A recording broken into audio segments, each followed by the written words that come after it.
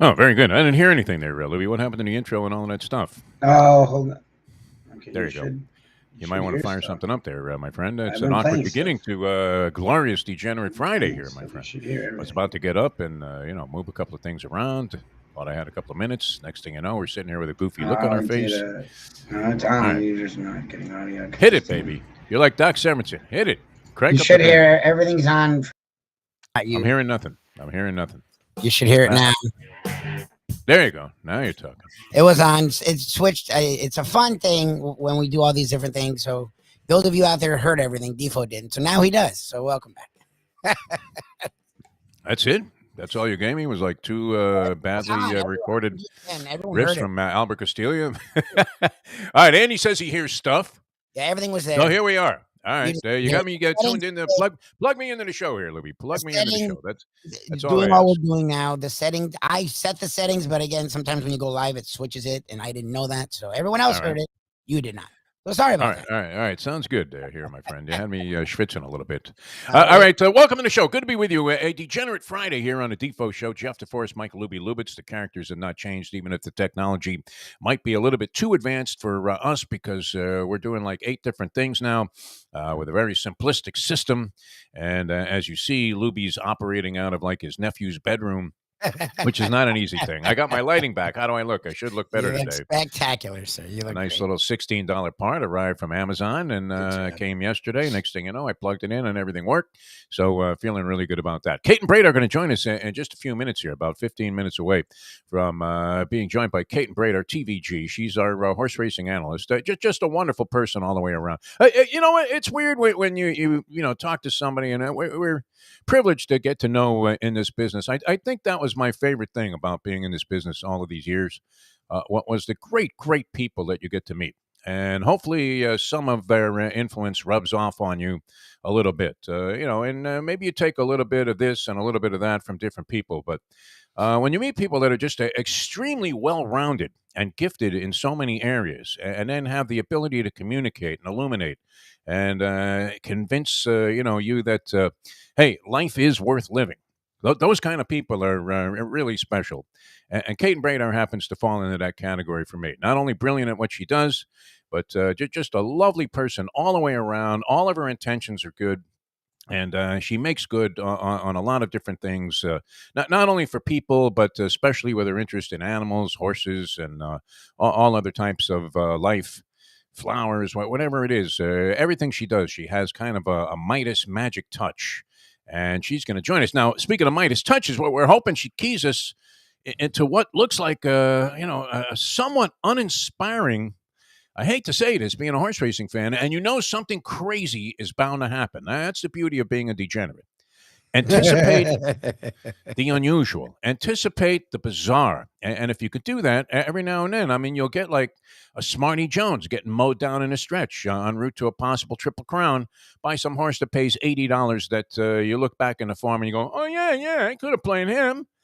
But it's too late, right? Because it's the bets you don't make, it's the chances you don't take that ruin an otherwise perfect ride, a magic carpet ride. Why don't you come with me, little girl, on a magic carpet ride? I mean, it's Steppenwolf City here, my friend. We're talking about, what was the guy's name? Was it John Kay?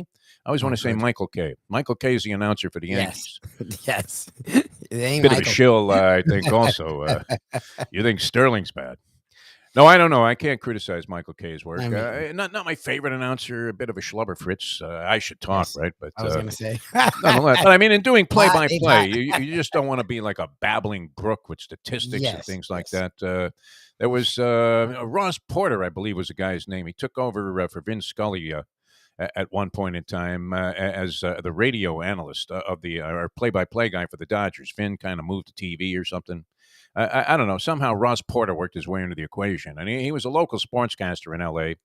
Big blustery voice. I mean, he fit the part of the kind of guy that you would have wanted delivering your sports at that time. Not my cup of tea. I kind of like a guy that's more like maybe a Mike McDaniel, just a guy a little avant-garde, like an Eddie Kaplan type, as we often talk Exactly. about our good friend. The guy has an unusual viewpoint on virtually everything. And I do have to read in a few minutes here a little bit of the Phil Mushnick column about the Live Golf Tour, because I think he nailed it right on the head. Phil's a little extreme. Is there any way, Lubie, that, I mean, how many years has it been since we had Mushnick on the show? I don't know if I've ever had Mushnick, so you might have Never gone had him before on? me. Oh, okay. Yeah, Wow. we've So wanted to that's get like him a on. dozen years. Yeah, you I wanted mean, to get you him would on. think he'd be a little bit reluctant to do radio interviews. I mean, he was not necessarily a big fan, certainly on the stations in New York, of talk radio, but used to come on my show occasionally. I guess this was pre-Lubie. What would that Yes. be? PL? Pre-Lubie. There you go. BL. It would be BL, before Yeah. Lubie. There's before Christ and there's before There Lubie. you go. Before Lubie, the same thing. What was I before Lubie? I don't even know. I don't even remember what it was like. Well, I worked with some Successful. really good people, yeah. You were successful. You made money. I always made pretty good cash, yeah. Well, we didn't do badly. I mean, during our We run, did I fine, I'm really just can't saying. complain about any of that. But I Like, mean, hearing no the complaints. hearing the stories about the time before me, I was like, huh, that's interesting. Oh, a lot of weird stuff went on, but the business was wilder. It was much more open. It was kind of a renegade business, radio, and you had a lot of characters. In fact, I'm going to invite you privately to a party that I just got invited to. A friend of ours and a longtime radio guy, but he's been out of the radio business for a while, but done a lot of different things. Still very much involved in entertainment and music and things like that. And there were three guys, I guess, and this gentleman happens to be among them, that are celebrating their 60th birthdays. They kind of Nice. combine the thing together. Nice. And this is going to be an all-day bash, Lubie. I don't know if you're around. And now it's in the Plantation area. Oh, that's it. And I was told to invite like other people that are interesting from the business that might not have received this invitation. And I think you probably know, and they know you, many of the people that'll be attending this party. Okay. But it's going to be tomorrow with live bands all day. Nice. Fully stocked pool bar, catering by Laspadas. Nice. It's right up your alley. So I Sounds would like it. suggest that you and the lovely Shirley drop by, bathing suits. Hopefully the weather will hold up. It's been atrocious here in terms of trying to dodge the raindrops in South Florida. Although, again, 0.0 complaints about living here in paradise. Even if I did almost get struck by lightning the other day before I ducked into Stingers for a martini in the middle of my walk. That's a nice way to fuel the rest of the walk also. There's a pretty good chance that once you stop in for like a beer and a martini, you're going to blow off the rest of the exercise program, no? The martini usually is the end there. You could probably play a little bit more ball if you have a beer in between. Anyway, you all right there, Louie? You look stressed all of a sudden because, you ditched the headsets. Did we go off the air? Anyway, let's see. 15 years, Andy says, since Mushnick has been on the show. And but we're going to have to try and get him on because he really, his words, and I'm going to read them just verbatim because I can't really paraphrase them. We've sort of been around this same opinion for a while, but he is referring to the whole notion that it's convenient. You talk about sports washing. That even though investigations have revealed that there was Saudi money behind the 9/11 attacks, and you had like 11 of the 15 people that were involved were Saudis. This is just ridiculous that people would sell their souls to the devil to take this cash and represent a government that, in essence, was responsible for one of the most hideous incidents in the history of the world. The attacks on the New York Trade Center. All right, I'm hoping we're on here, Mike Lubitz. I don't know what you're doing. You're fidgeting there in the background, and it's kind of scaring me a little bit. So we'll continue. As we said, many things on the plate, and I'll get to this because I don't know exactly what's happening here. And let's see, flash of light in Lubie's box, and he lost some power. It's ugliness all the way around the board here. But all right, so let me do this because normally reading from another person's column would not necessarily make for great radio and or TV. But in this case, I think he expressed it very, very well. Let's start. Now we're starting sort of in the middle of this thing. Simply put, 15 of the 19 one-way trip terrorists were Saudis, and that's no coincidence, according this is from Phil Mushnick, today's New York Post. Even if Johnson, talking about Dustin Johnson, Phil Mickelson, Sergio Garcia, Bryson DeChambeau, and Captain America of Ryder Cup recall Patrick Reed don't much care, beginning in 2006, U.S. and British government investigations have documented support provided by the Saudi government officials to several of the 9/11 hijackers upon their arrival in the United States of America. Yet the media's focus on Saudi malevolence has been on the usual Islamic oppression of women, and the government ordered 2018 murder of Jamal Khashoggi, a Saudi dissident journalist assassinated by Saudi agents in the Saudi embassy in Istanbul. No small matters, but not as what has been so widely and egregiously ignored. You there, Lumi? You all right? You're mumbling, and I hear you. I can you hear me? I can hear you. Yeah, you sound all right. What's I going had on a with this power surge here, so my freaking board died. We're on air. You're fine. My mic won't work, so I have to use this thing. Oh, okay. All right. Well, You're on. You're doing good. Keep sound good. going. I'm just All right, frustrated. here I'm getting texts, all kinds of crazy stuff here, You're and on. let's see. All right, all right. Jack's reminding me about this party tomorrow, even though I'm in the There you middle of go. this That's the thing thing that about matters. Let's Khashoggi and the focus on that. Saudis. All right, I'll get to that, Jack. Don't worry. I mean, have a little patience, my friend. We Jesus just started Christ. the show here. Well, were we supposed to start with a commercial, Lubie? Was that the thing? I wouldn't. That's just me. All right, here it is. Never mind the Saudis. Here it is. The unveiling. The unveiling is happening tomorrow. You can go.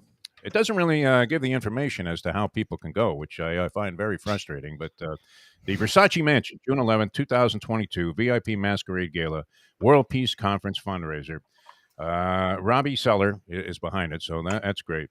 And even though we're having technical difficulties and I was in the middle of a story, reminded of the fact that this is. Yeah, because that's what matters. Woo, woo. We're off to a rocking start here today. Just keep Everything going. that you could possibly want to have go wrong in a business, including intrusive, suggestions coming in the middle of a dissertation here. Not that this was of that much importance, but I mean, he really does peg it. Like, do you sell your soul to the devil, Mushnick? Do you sell your soul? I mean, just completely to the devil and ignore the fact that you're taking money from people that might have financed the 9/11 attacks on the World Trade Center, killed 3,000 Americans, sent the country into turmoil from which I don't know that you can ever fully recover from something like that, except to use it as a painful reminder that things are really screwed up in the United States of America right now. And, this was something that happened, an attack on our soil. Probably, I mean, it's a shame to have to characterize it like this, but in essence, it was a brilliant, undetected military strike orchestrated by people that are now sponsoring a golf tour that are pouring $200 million into the pocket of Phil Mickelson. By the way, I mean, do you not have a new mad respect for Tiger Woods? After El Tigre turned down, supposedly the reports are anywhere from $750 million. This is just, they're going to funnel this right in your bank account. 750 in millions to $1 billion. Tiger Woods turned down. Now, Tiger doesn't have a whole lot of competitive golf left in him, at least from what we can see. I don't know. Does he make some brilliant comeback and go back on the PGA Tour for 2 or 3 years? Do you see that happening? No. Does he win another major? I would bet against that. I would bet every dollar in my pocket against the idea that he will win another major golf championship. And so to turn down $1 billion at this stage of his career, I mean, some of these guys were sort of burnt out European golfers like Ian Poulter. He's not winning anything. I like Poulter because he wears the weird pants. Sometimes is in contention, usually for a day or two, and then goes by the boards. Usti, prominent in some of these majors, and you're reminded, this guy is consistent. Charles Schwartzel is leading the tournament right now, this opening live event, which only goes 54 holes, 8 events, and you're getting $200 million up front to join the tour. Can you turn that down, Lubie? I don't know. We would be reluctant to be able to make a move like that. But nonetheless... I don't... Look, and we've talked about this a lot. I understand money, but it's something the professor says this to me a lot. And look, because he's a guy that has money, and it's in my life, any extra money I can make changes my life. It does. But when you already have money, will this new money change your life? Right? The professor says that all the time. And in this, it makes a lot of sense to me. It's like, 100 million is great, but if you're already making 20 and you can have your soul intact, or now it's 100 and now you have sold your soul, what's the your family set, your grandkids, like you're making 15 to 20 million a year. What the hell's the difference with that other 80? I know it sounds stupid, but to me, it's the truth. Like there's people a reason that have that kind of money don't always think like that. I would say that would be the exception more than the rule. You'll find that people that are filthy rich often are the cheapest of the cheap when it comes to spending money.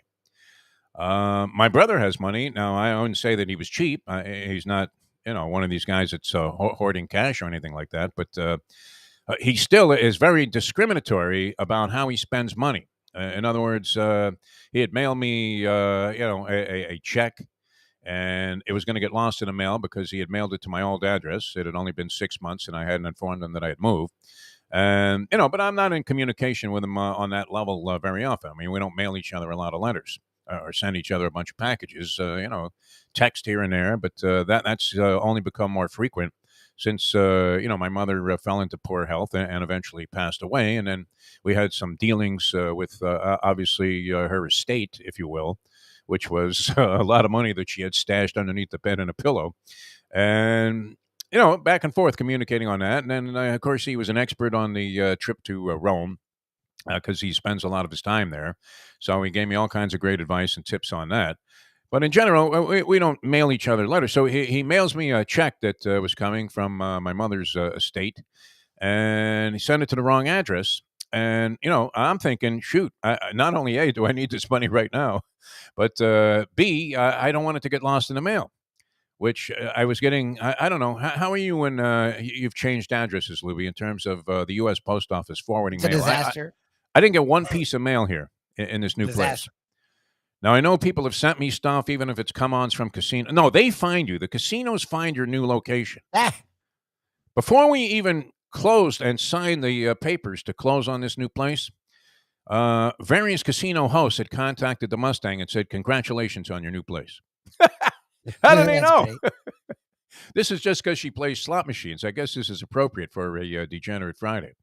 But anyway, and my brother, who has millions of dollars, I mean, he made a big score in business very early in life, parlay that into an extremely successful real estate career after he had sort of retired for like 7 or 8 years, came back, got into real estate on, guess where, Lubie? South Beach, before it was South Beach. Started buying places. Bought slums and dumps and all kinds of crazy places. Has a ton of money, but you know what his concern was? That if he voided the check and didn't wait to see if the mail was going to deliver it, which it never came and never will. I mean, a message in a bottle, right? Something out of a Sting song, it would be more likely to show up on my doorstep than this letter with the check in it. And his concern was, well, if I cancel the check, that's going to cost $30. And I'm thinking, why would a guy with your means care about 30? But that's why he has those means, Lubie. Yep. Because while I'll cash that check and go straight to the track today, he's thinking about the $30 that he's getting whacked, absolutely whacked in some kind of bizarre service charge that is completely unnecessary because does it really cost the bank $30 to cancel a check? You think, Lubie? I don't know. They punch one X on the computer and that check is canceled. All right. I don't know. Do I pump this thing again? I may as well. Then we'll bring Caton Bredar. Go for it. A second here. Yeah. The unveiling. Yeah, I don't know how you get there. Jack, tell me how people can get tickets to this thing. And it would be easier for me to promote it for you. The unveiling, this gala masquerade party benefiting Ukrainian refugees. I think it's going to be great at the Versace Mansion, but I don't know that I was going to lead with that today. I'm sorry, Jack, but kind of have a little editorial control over the show here, trying to get something going under bizarre Lubie losing power circumstances. All right, we're going to get it on the rails here. The professor's coming up. He's got the big board. Caton Bredar. Hopefully, we'll be able to connect with Caton. I believe we will, and we'll get the lowdown on the Belmont Stakes tomorrow, which looks like Chalk City. I don't know. Chalk City, We the People, jogs, front end. Is that possible, Lubie? What do you think? This lovely young lady coming up next, I have a much better opinion than I will. Okay. All right. We'll get to that in a minute. And we probably need a minute to recover here. So we'll be back with more on this Degenerate Friday, the Defo Show. Jeff Deforrest, Mike Lubie, Lubitz. It's better to look good than to feel good, though, Lubie, isn't it? I think this new lighting has added an illumination to the show that you otherwise wouldn't have. Back with more in a moment. Now that. The time. It's 7:21. Poker is your game. You're covered in style. And you can play all your favorite Vegas-style games, including blackjack, craps, and roulette, in Hialeah Park's sizzling hot casino. Get a player's card when you walk through the door for all kinds of generous amenities, including our favorite, free play, when you come out to the ultimate casino and entertainment destination, Hialeah Park. These days, we're all looking for comfort anywhere we can find it. Thank goodness for Landlubbers Raw Bar and Grill in the Plantation location, because they are making sure you are as comfortable as possible. You're going to have the best wings in the world.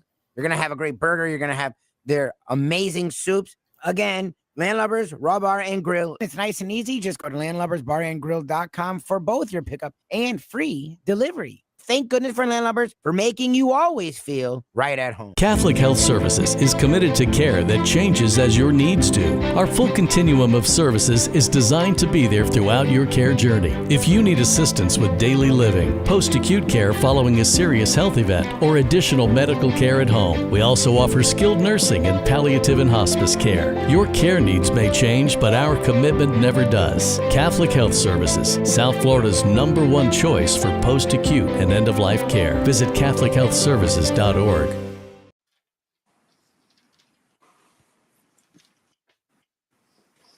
Jerry Bailey, Jerry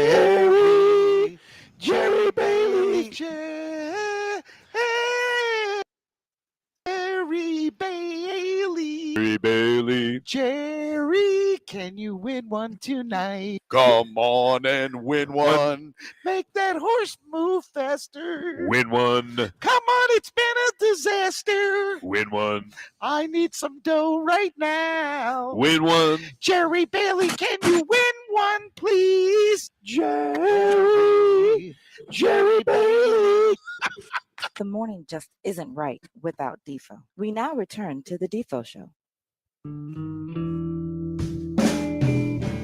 All right, welcome back to the show. Getting this thing restarted here, the Defo Show with Mike Lubitz. Slightly panicking, technically challenged Mike Lubitz, but look, we've managed to strike gold here. As you see, the lovely young lady at the bottom of the screen there is none other than Caton Bredar, the esteemed analyst from TVG, world-renowned, great human being, a lover of humanity, horses, all animals of all type. And what was that thing you were running with, like a wild boar or something the other day, Caton Bredar? How are you? It was probably a hippo. But Oh, okay. or a rhino. Rhinoceros, yeah. I mean, what were you doing? Can you bet on that? Were there mutual windows nearby? Was Doug around representing Flo on one of these animals? We'll try. We will try to bet on whatever we can find. That's for sure. That's my shameless plug for it's an animal sanctuary, Carson Springs, that's near Gainesville, Florida. That good friend of mine and her husband run, and we got the best kind of private tour at Christmas time when we went to visit. But I encourage anybody who enjoys. I mean, look. We all go to the racetrack, but it's kind of the same as going to the zoo, right? So you get to see the animals. Well, from a human standpoint, yeah. hang out, but it really is an amazing place. Now, was that John Henry, that animal that you had depicted there? Was an angry rhinoceros, but looked like it could run a little bit. Close. It was not John Henry. It was Henry, just Henry. And he's the oldest rhinoceros living in captivity in, I know in the United States, and I think in the world. So there you go. See, there's someone older than us that's out there. I could still hear the call. John Henry the Bart, Harry Henson, right? And it's John Henry and those.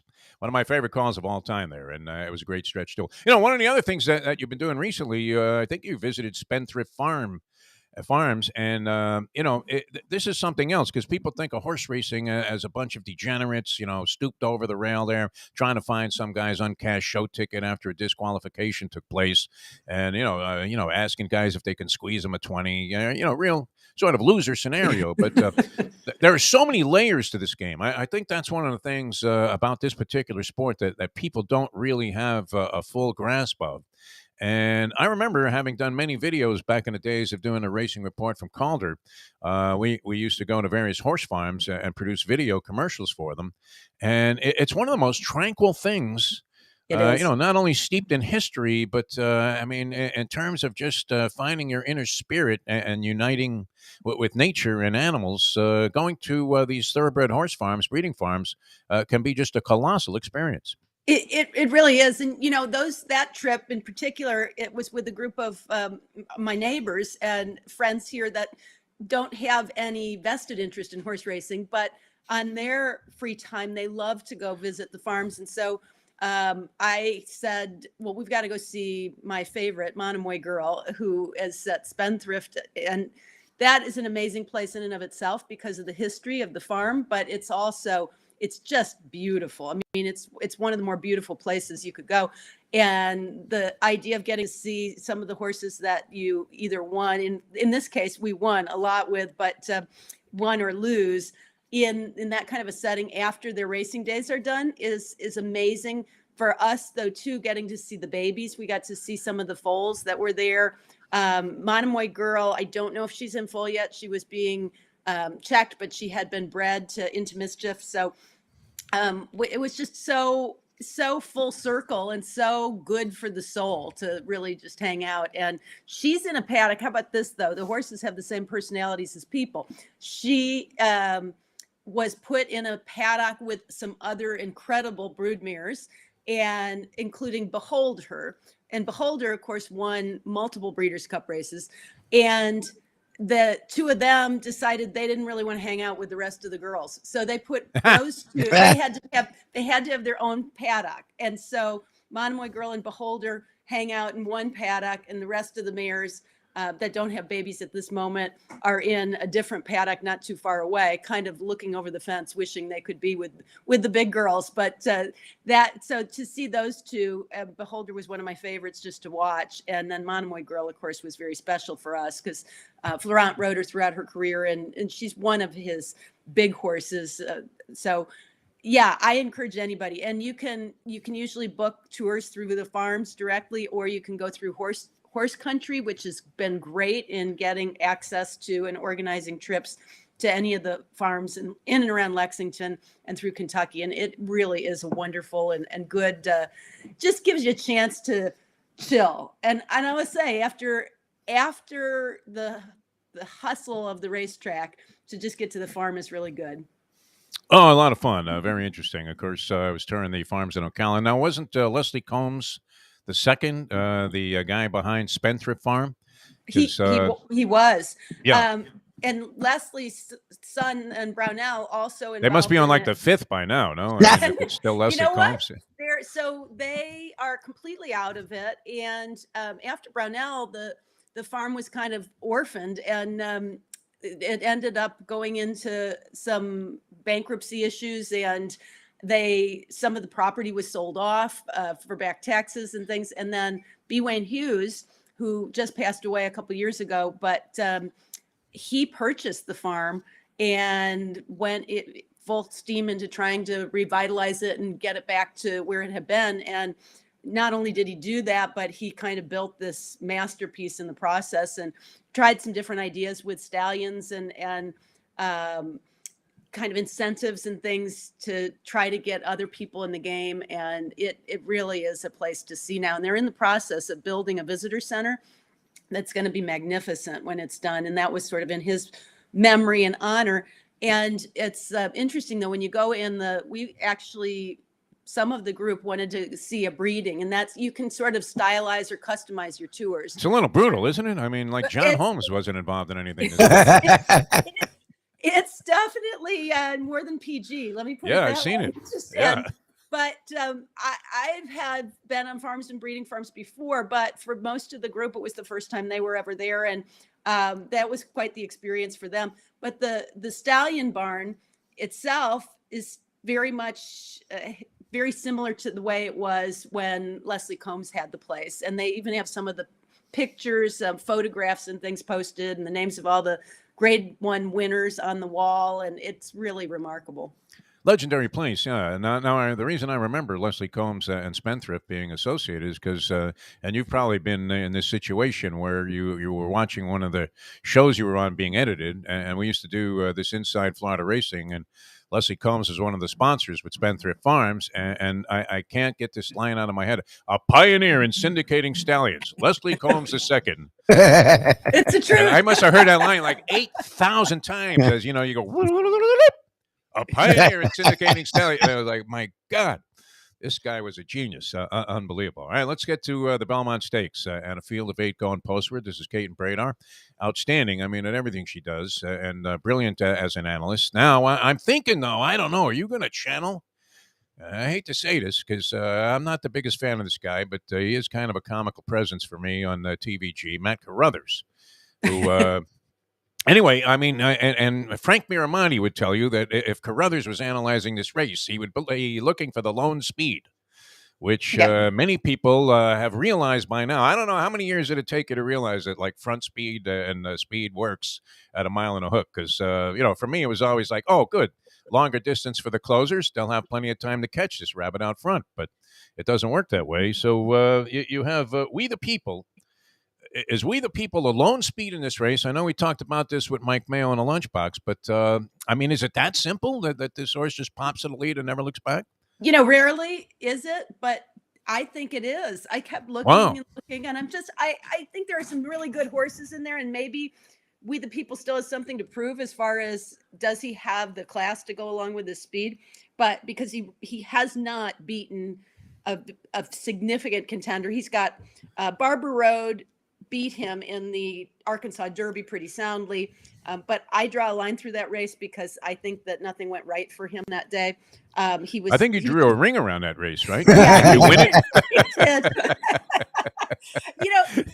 That nice hat that you were wearing in the Preakness, I think, was part of that party there. Yeah, very nice. He did too much too soon in that case. And they kind of regrouped after they were trying to rush for the Derby and try to see if they could take a horse like him that far. And after that, they gave him some more time and he came back in the Peter Pan. Now, the Peter Pan was a wet track, and it was the only other contender that you could speak of is Golden Glider, who is 20-1 on the morning line in the Belmont Stakes. So that tells you kind of the difference between Golden Glider and most of the other horses, even a horse like Barber Road, I think. But We the People, who's going to run with him? I don't see anybody running with him. I mean, to me, Skippy Longstocking is the only horse that showed some speed at any point in his career to be able to go early with We the People, and I don't think that's what's going to happen. Skippy Longstocking hasn't shown speed since before you started backing him, Jeff, before the Memorial. Well, I didn't show much in the it wasn't terrible in the Derby, but wasn't really any kind of menacing presence. Now, a lot of people will say, though, the horse that I think is going to get played more than it should, or that's going to be sort of like the last-minute buzz horse, is the 6 Modonigal for Todd Pletcher. Yeah. And he comes out of he did the Wood Memorial Preakness route, and he didn't really run very well in the Preakness, and he was 3rd in the Wood Memorial, where early voting, who won the Preakness, was 2nd. Modonigal won it. Skippy Longstocking was 3rd. So people are saying, well, the way early voting ran, you got to like Modonigal. But my problem, again, is Modonigal comes from off the pace, and I don't see him sitting close. I know a mile and a half he'll be closer. That's what everybody argues. Well, that gives him plenty of time, and they'll be able to sit a little close. It just doesn't work out that way very often. So I think We the People is going to be very tough to catch, and maybe he'll be a little better priced than what he should be, because so many people now are prone to trying to find a better price. Caton Bredar with us here, TVG analyst, Jeff Deforrest, Mike Lubie, Lubitz, the Defo show. My apologies to Jack, by the way. I misread his text. He wanted to go to that wild party that's going on tomorrow. Lubie. He wasn't asking me to pump the thing before we even started the show that he was going to be attending on Saturday night. So apologies go out to Jack there. Shouldn't read text. You can't text and do a show at the same time. Although you guys on TVG do it, especially Shruppy. I mean, is he paying any attention to what's going on the racetrack there? Because I'll text Shruppy, say, nice jacket or something, and like within seconds, while he's in mid-sentence talking about the 6-ball, he'll text me back, thanks, I got it at so-and-so a place, make sure you mention my name when you go in there because I'll get another free jacket. When you factor in betting, yeah, shameless plugging, and self-promoting of places that he can get in for dinner that night. Freebie dinner, plus doing the show. he is the expert, the epitome of multitasker. I mean, that is And doesn't miss a He's beat on the amazing. air, though. I mean, No, he does he really not. is good at the job. It's fantastic. I'm so proud of him because he started like we did with humble beginnings. And the only difference is I'm still at those humble beginnings while you guys have risen to monster status and stature in the business. All right. Now, I'm looking over today's card, and it appears to be even more interesting than tomorrow's in some ways. Caton Bredar, what do you think?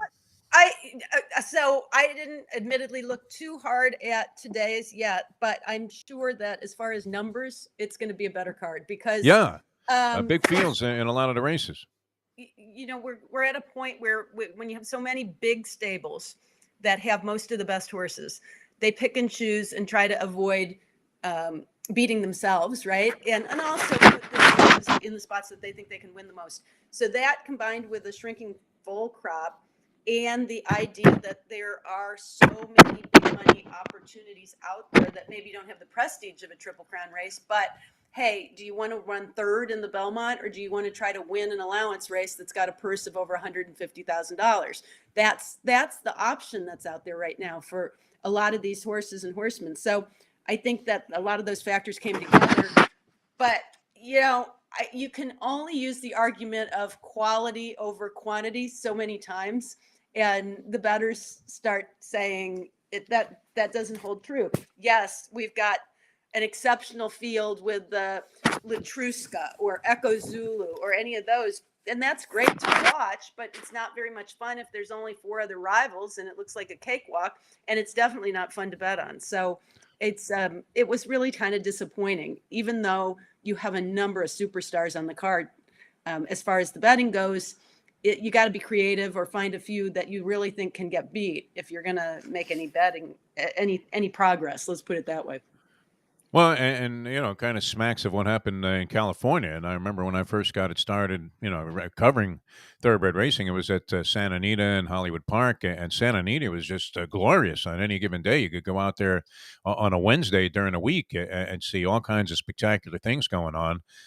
With big crowds, and then they would draw like 100,000 sometimes on a weekend card. It was absolutely fabulous, and you could see. I guess I was struck by yesterday. I'm watching TVG. You'll find that surprising, and we you have to watch appreciate that it. all the time. I mean, if you're, you know, we if your appreciate mate it. is not a horse racing, just diehard, and then they wonder what's wrong with you. But nonetheless.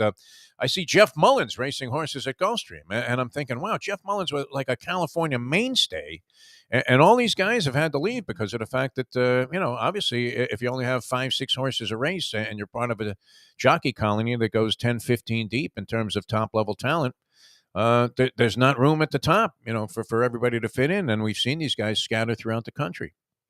It is. It's just it's sort of been a changing game, and it is definitely a bit of a shrinking game as far as the numbers of individuals are concerned and the number of horses are concerned. And, especially when you get sort of a hostile climate or what's perceived as a hostile climate. And I really think that that's a bit of what the animal rights activists have created as far as California is concerned.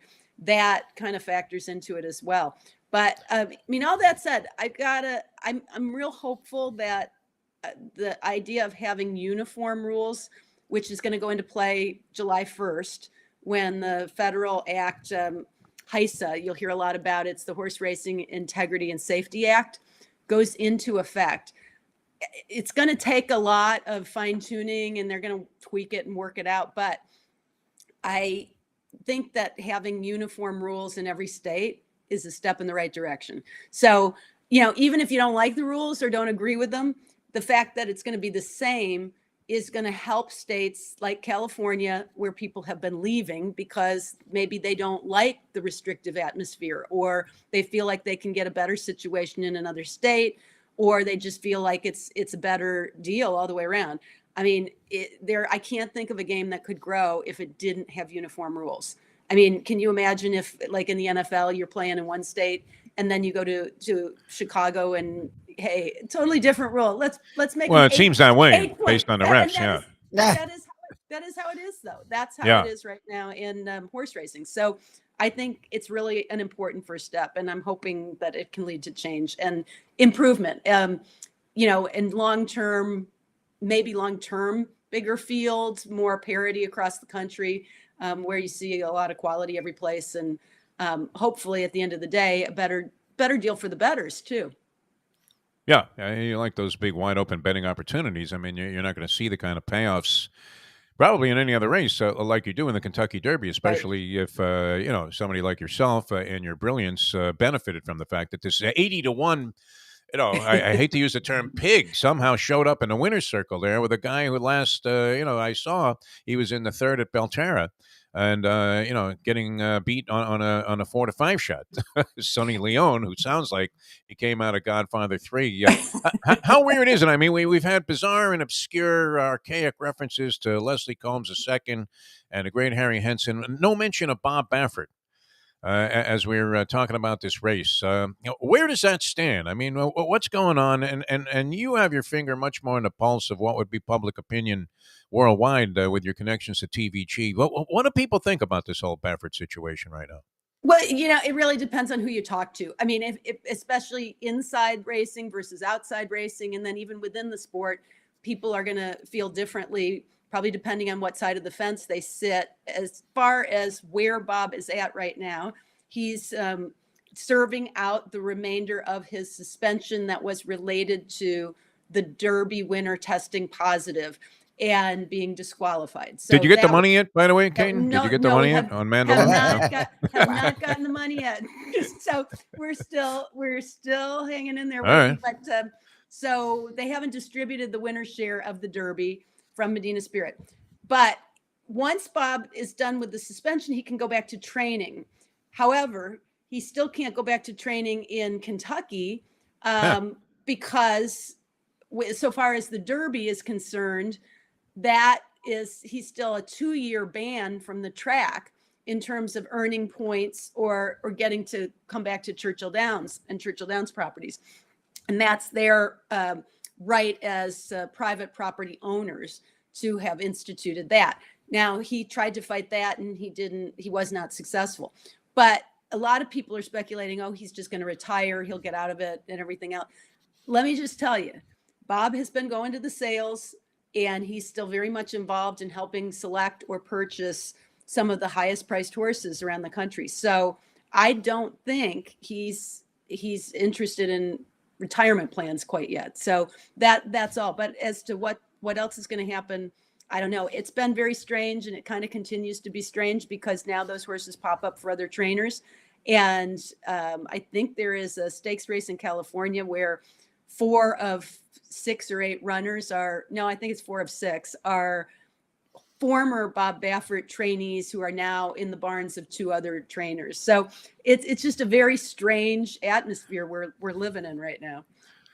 Yeah, he used to be like the shady guy that, was unlicensed in any state in America, and most countries had banned his training license.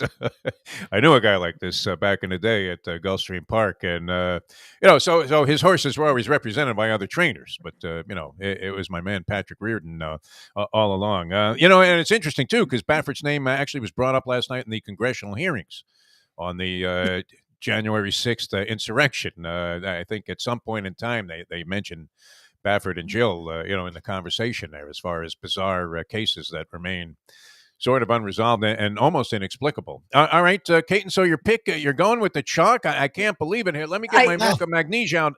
This is remarkable because you're usually the queen of bombs when it comes to this type of handicapping. I can't believe it, Caton Bredar. I know it's disappointing. But how about this?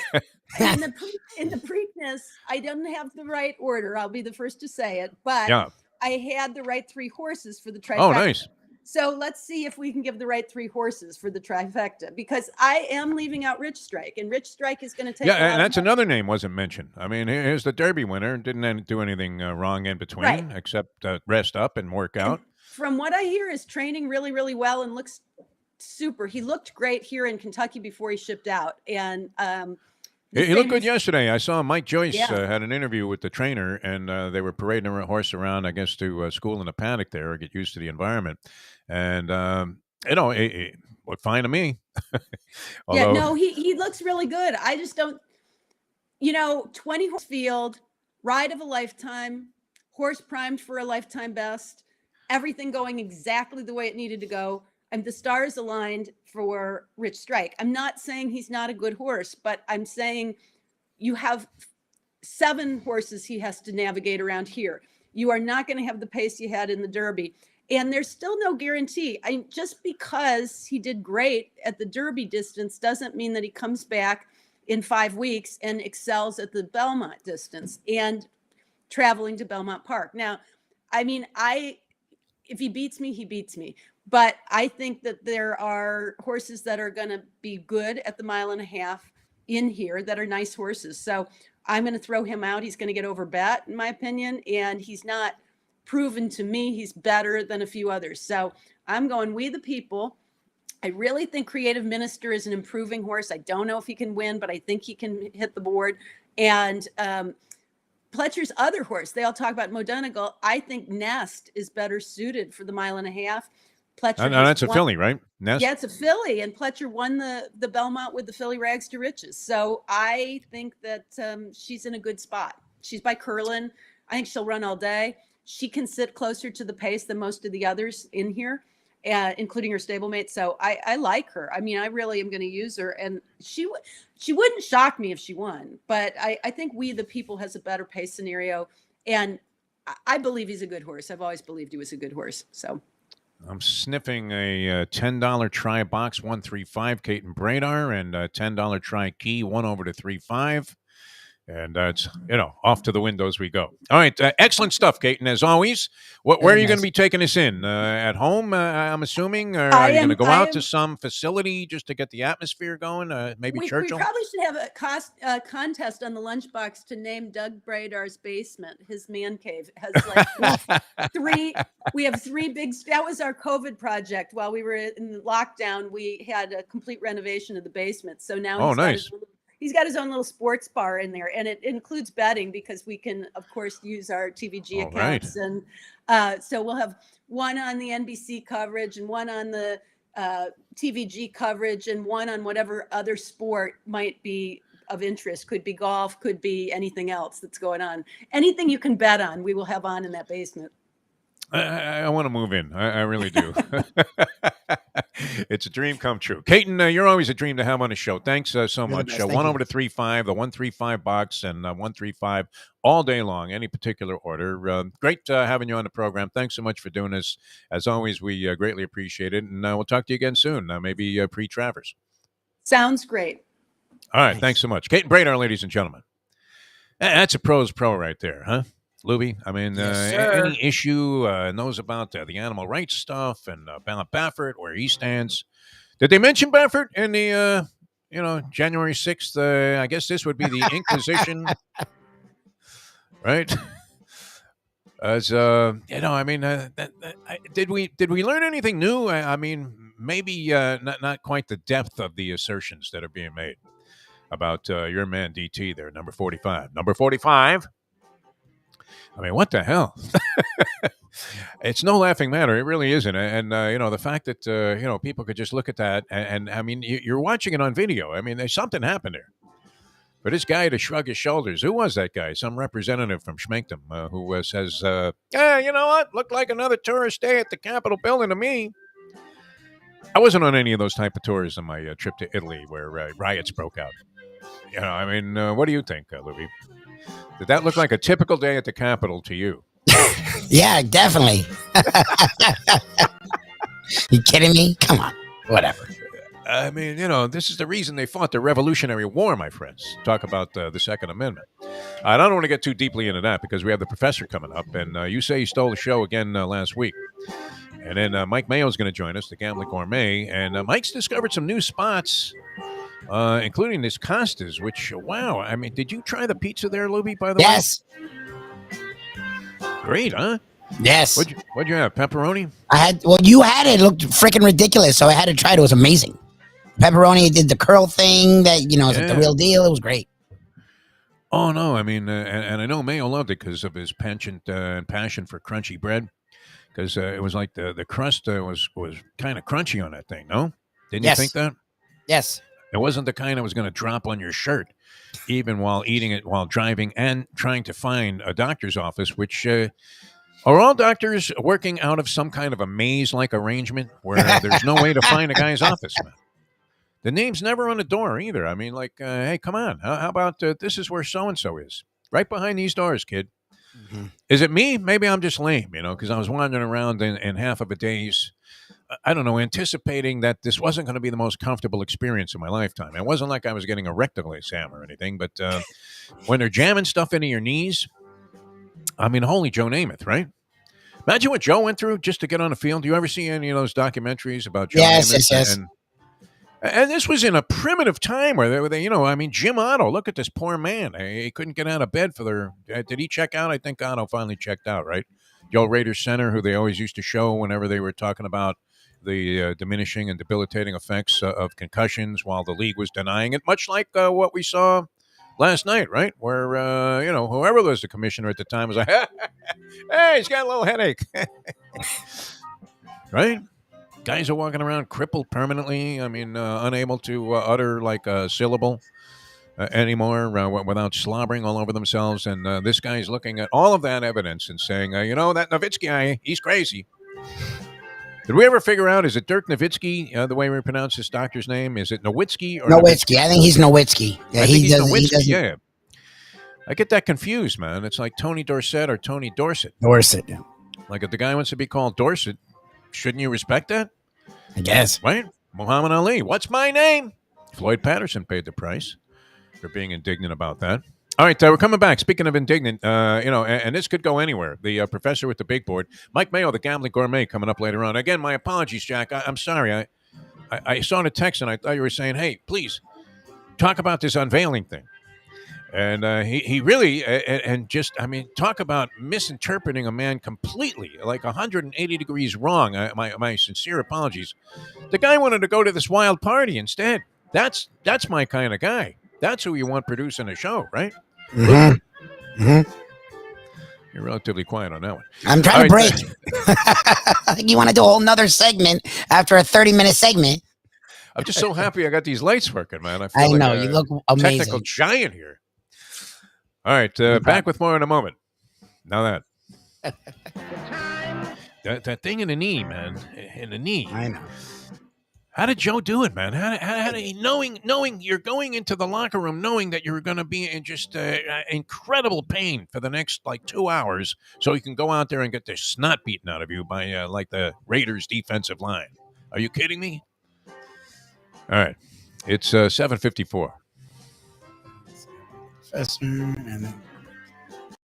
Tony Segreto here. Let me ask you a question. What do you look for when you go out to eat? Good food, obviously, friendly atmosphere, not too loud, but good energy, reasonable prices, and a place where you feel comfortable. You're talking about the Texas Roadhouse.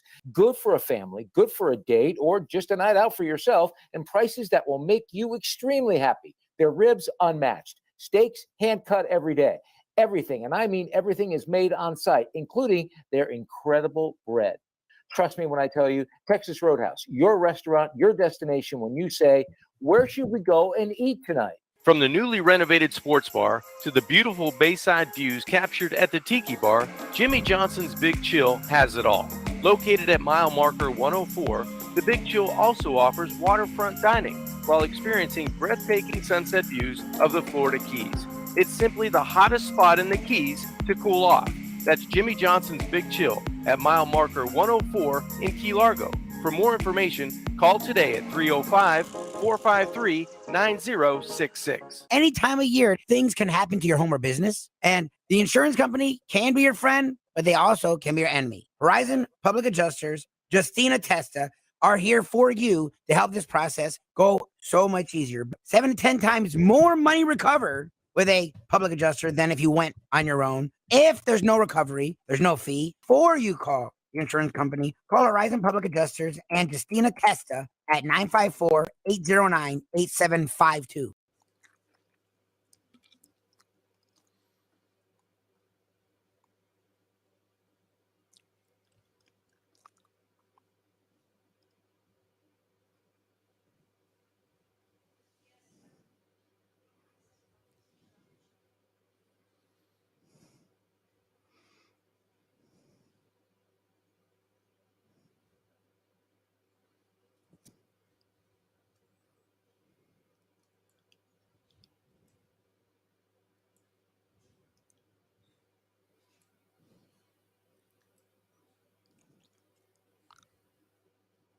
I'm good, Defo. In fact, not only am I 14-8 and picking Australian rules football, I am 6-0 in Australia's favorite national game. Is this or is this not a night?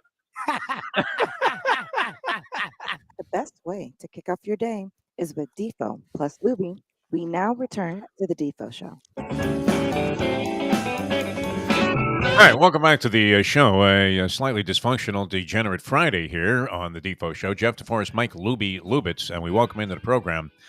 And the man, he's just lighting it up with what I think is the hottest segment in all of video audio streaming history, and that is the Professor's Big Board. But also, I would imagine, see, now, you're great because you'll pick a spot, Professor, and you're not ashamed to capitalize. It's not like you're taking Saudi money or anything to play golf, but you're not ashamed to go ahead. When you start nailing Australian rules football, you'll stay on it, as goofy as that may seem. And are you still crushing the USFL? Because I'm looking at some lines here and thinking, yeah, the Professor's got to be an inspired cat today looking at some of these numbers. We were 2-1 last week, so not so bad.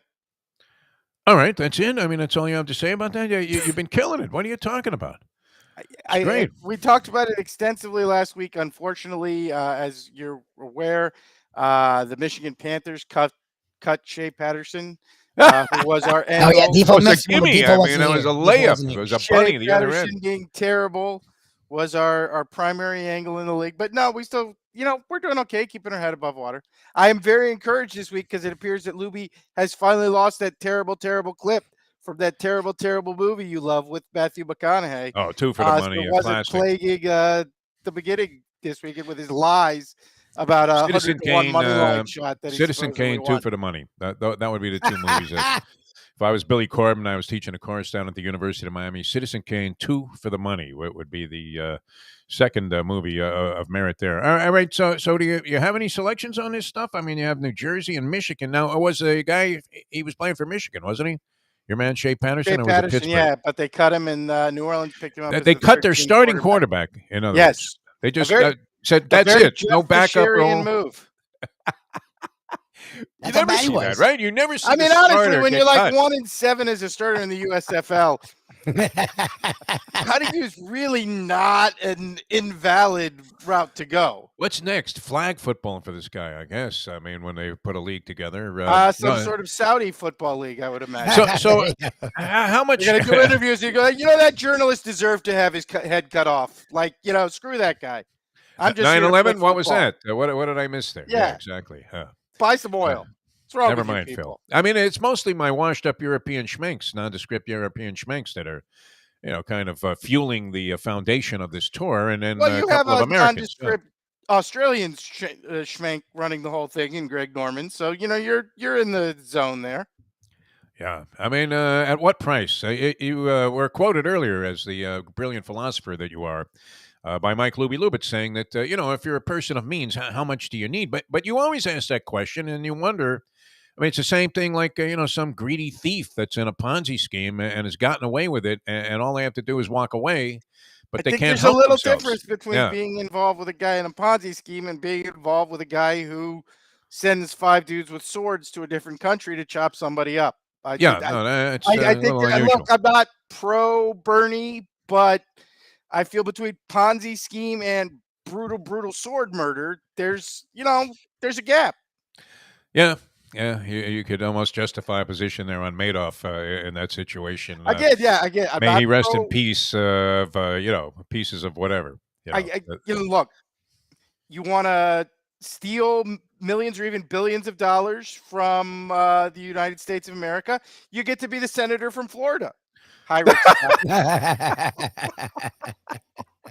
But when you said, which, by the way, don't attack my Second Amendment rights. And when you said a hit squad, and not just a hit squad, but a hit squad with swords, I feel like you're on a little different level. No, they made sushi out of this guy. Level in like the 1800s there, yeah. Yeah. I just experienced that because, I mean, what's the biggest thing in Italy is severing heads. That's what the whole country's been based on. Severing heads, and if a guy lied to you, imagine, I mean, at the racetrack, if you told one lie and they chopped your hand off as a result, you wouldn't, have anybody. I don't know able that to punch that's any a tickets. thing in Italy, is it? I don't know. That was it. Everywhere I looked, somebody's holding a severed head. I mean, every statue, every Okay, sculpture. yeah. Severed heads everywhere, man. All over the place, man. That was But crazy. those are like 1,000 years old. I think that there's been some growth since then. Oh no, I mean a very friendly country. Very welcoming, and I felt very much at home there. All right. So anything on this USFL? Because your big angle is out the window now. So where do you go from here, Professor? Well, we still like a couple teams, obviously. New Jersey, I think, despite the week 1 loss, they're not undefeated. Birmingham is undefeated. I think New Jersey's a better squad. They played pretty consistent, and they shouldn't have lost that first game. They're laying 7.5 to those Michigan Panthers. I probably wouldn't be afraid to lay the wood there. I don't even know, honestly, if you can buy a half a point in USFL play. Probably not. What does that cost you in the USFL? Yeah, is it like I have no euros to idea. dollars? Yeah, you probably have to buy it in Bitcoin or something. Lay 110 to get 100. Yeah. But I wouldn't be nervous to take Jersey there. But the real action, I think, is Sunday. You got 2 matchups. Tampa Bay and New Orleans are basically playing for a playoff spot there. New Orleans laying 3. New Orleans, honestly, you look at their numbers, and it's really a good lesson in football overall. Offensively, I think they're the top team in the league. Defensively, I think they're 3rd, but they're also worst in the league in turnover margin, which, it just goes to show you really any level of football. If you can't hold on to the ball, you're not going to win games. And New Orleans probably should be right up there as one of the premier teams, but haven't been able to control that turnover margin. But they've been good about it the last 2 games. So maybe improving in that area. I wouldn't be afraid to lay the 3 with New Orleans. Then you get into the, I think the real meal of the week here. Philadelphia did lock up a playoff spot, but want to finish out the season strong. And Pittsburgh has just been a total disaster in that league all year long. Philly, I watched them last week. Probably the best passing performance any quarterback has had throughout the course of the season there. So I would not be afraid to lay the 8.5 with Philly in that spot. So we're going to go chalk. I guess it's the theme of today's show because I heard you saying Bredar was eating chalk too, and we're gonna lay 7 and a hook with Jersey, 3 with New Orleans, and 8.5 with Philadelphia. No, it's a weird thing about the Belmont. Everybody always thinks of it as a race that would. And no, to answer the question, Doug Flutie is not the quarterback for the New Jersey Generals. Although he's in shape to make a comeback. He's in shape to make a comeback as the next Lucky Charms mascot. Well, no, but it's all that Geritol. What is he taking? That the Frank Thomas is also. He's from Boston, so I assume what he's taking is steroids. I hope that's not today's steroids big board. and dirty cheating refs. That's what I assume he's taking. Is Flutie on the big board today? What exactly? No, do you have Doug Flutie's not on the big board today. This is the professor, the big board coming up here, and this is the high moment of the week for us. Jeff Deforrest, Mike Lubie, Lubitz, as we sit back. We're just jumping right into it. We got nothing else to discuss this week. I mean, you're kind of right because there's nothing going on in the world of sports. You got a terrible NBA Finals, totally marred by horrendous officiating, as would be expected in the Boston Garden, and particularly what's his name? I want to say Crawford, but that's not. But they're traveling. Joey Crawford's long gone. Yeah, 13-0 with in the Tim Donaghy. I think isn't it Scott Foster or something like that? Scott Foster. There you go. Yeah, they're pet referee who's now 13. They're now 13-0 with a postseason. He's Red Auerbach's grandson. Maybe that should be looked at a little bit. Just saying, when you're 13-0 under a certain ref, it's like Don King assigning the officials. Yeah. He's that Mexican judge in the Julio Cesar Chavez fight. Yeah. No, he's Julio Cesar 120, Meldrick Taylor 108. Yeah. Canelo actually has his own judge that he brings with him. He comes in the car. I'm honestly surprised Canelo is not actually the president of Mexico at this point. So. Well, I mean, if he wanted to be, he probably could, but what the hell? He's probably making way more money. Like Babe Ruth said, I'm having a better year than the president. So, all right. That was our overview of the world scene. So what do you have for us, Professor? This is Deef, not a lot going on in sports this week. The main topic is, of course, who wants to play golf for a vicious murderer?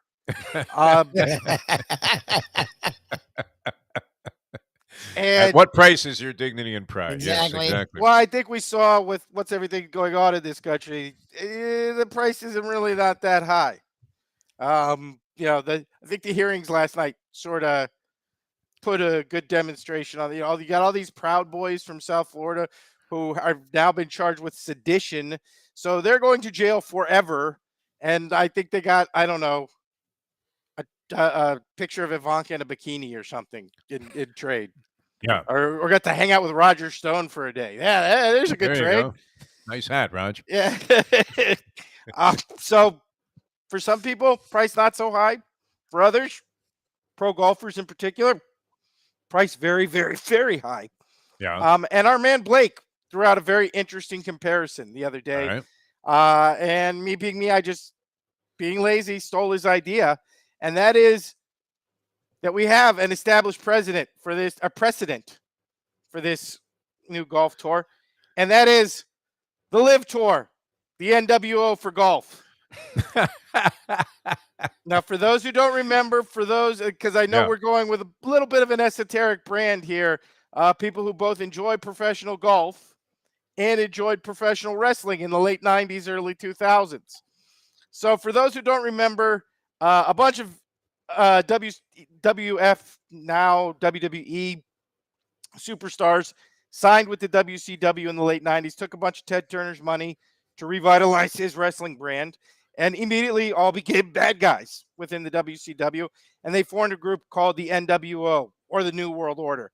And if you look at it, these golfers who have jumped line up very nicely in comparison with some of these pro wrestlers. So we have done out the comps and established for you the big board of the Live Tour, the NWO of golf. And we're going to start with number 5. And that's Ricky Fowler is X-Pac. So what makes this, you might say? Well, he's half the size of his fellow golfers. Yeah. He's about half the talent of his fellow golfers. Right. And much like X-Pac, he's never won a title anybody cares about before he jumps over to this new Saudi thing. Also, much like only X-Pac, Lubie, because Lubie bets him in every tournament. He loves you Ricky can Fowler. see the only one that Ricky loves Fowler. He hasn't won in 7 years. Yeah. He's been trying to grow a decent beard for 10 years now. Still can't make it work. Still looks like Joe Dirt, much like X-Pac. And at this point, Ricky Fowler's probably as well known for his internet famous fiance as he is for his golf. So for Ricky Fowler, much like for X-Pac, I sort of get it. This Saudi money's pretty much his last opportunity to grab a big payday, because nobody's going to pay Ricky Fowler to be the cute, young, up-and-coming guy when he's now in his mid-30s. Still can't figure out how to wear a hat, and still can't figure out how to grow a beard. So, once again, lines up very nicely with X-Pac and his stupid bandana. And I'm assuming, much like X-Pac, 6 months from now, he'll jump back to the PGA Tour because he figures nobody cares about him on this Saudi tour either. Yeah, that's Lubie's breaking his heart. I mean, because he loves Ricky Fowler, and he will continue to bet him, which is part of the reason we have these Degenerate Friday sessions. He will continue to bet him to win tournaments into perpetuity, even though there's no chance he'll ever hit the winner's circle again. All right, that's number 5 on a big board. I mean, honestly, if yes. they ever let Ricky Fowler play from the little mini people tees, because he is a little mini person, he'd probably have an excellent chance, much like wrestling established the cruiserweight division for X-Pac. Yeah. Maybe there could be a cruiserweight division in golf for Ricky Fowler. Surprised you didn't delve all the way into midget wrestling with Ricky Fowler. But all right, so that's at number 5. I was thinking about the Haiti Kid, but he never joined the NWO. Tyree Pride, the Haitian sensation. I called several of his matches back in the day when I was doing some wrestling announcing on TV. All right. Number 4. Here we go. NWO, the Live Tour as NWO, and this is Dustin Johnson. Dustin Johnson is Scott Hall. That's his soul. He's tall. He looks the part. He's got the whole sort of the bad guy, but people like him kind of thing going. And at this point in his career, given his talent level, you'd figure he'd win a lot more major titles than he actually has. Now, much like Scott Hall, had some classic matches, the ladder match against Shawn Michaels at WrestleMania. Dustin Johnson's got a couple of moments. He won a Masters. He's not totally without accomplishment. But generally speaking, we've reached a point in his career where he's as well known for his cocaine use as he is for his golf titles, much like Scott Hall was as well known for his drug and alcohol problems as he was for his professional wrestling. Now, again, both very solid workers. This is not necessarily an insult to either Dustin Johnson or Scott Hall, but they're both guys who definitely fall into that category where you know them, they're stars, but really you'd think they'll be a little bit bigger stars than they actually are. The big board of the Live Tour just got underway this weekend. First event, much controversy surrounding it, and the NWO. Yes. And that's number 4. Dustin Johnson is Scott Hall. All right. So we've had Ricky Fowler, DJ, and next up is the first one that people will take as a direct insult, even though I'm not necessarily trying to be insulting. I actually feel it's very apt, and that is Bryson DeChambeau is Marcus Buff Bagwell. Very appropriate. Now, Professor, much like Buff Bagwell himself, who thought he would be Scott Steiner, Big Papa Pump, Bryson DeChambeau would probably be rather be compared to Big Papa Pump. But at this point, really what you're known for is your steroid abuse and your stupid hats, just like one Buff Bagwell.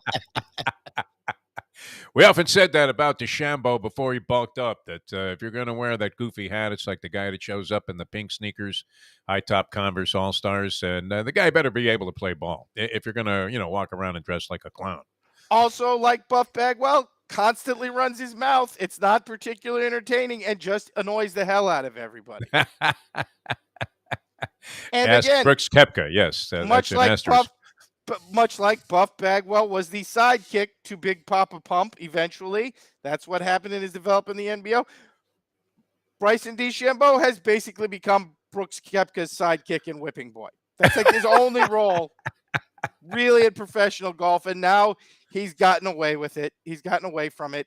And I know Bryson DeChambeau is like one of the featured guys on this tour because he can hit the ball really long.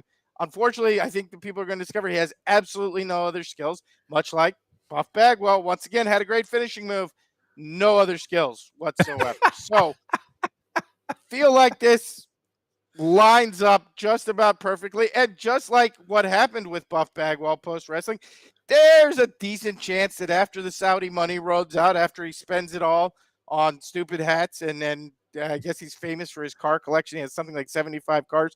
Once he blows it all on Bentley SUVs, which seems to be his thing, he'll probably wind up being a male escort, just like Buff Bagwell. That's number 3 on the big board. The Live Golf Tour and the NWO parallels. Number 2. Yes. Phil Mickelson is Hollywood Hulk Hogan.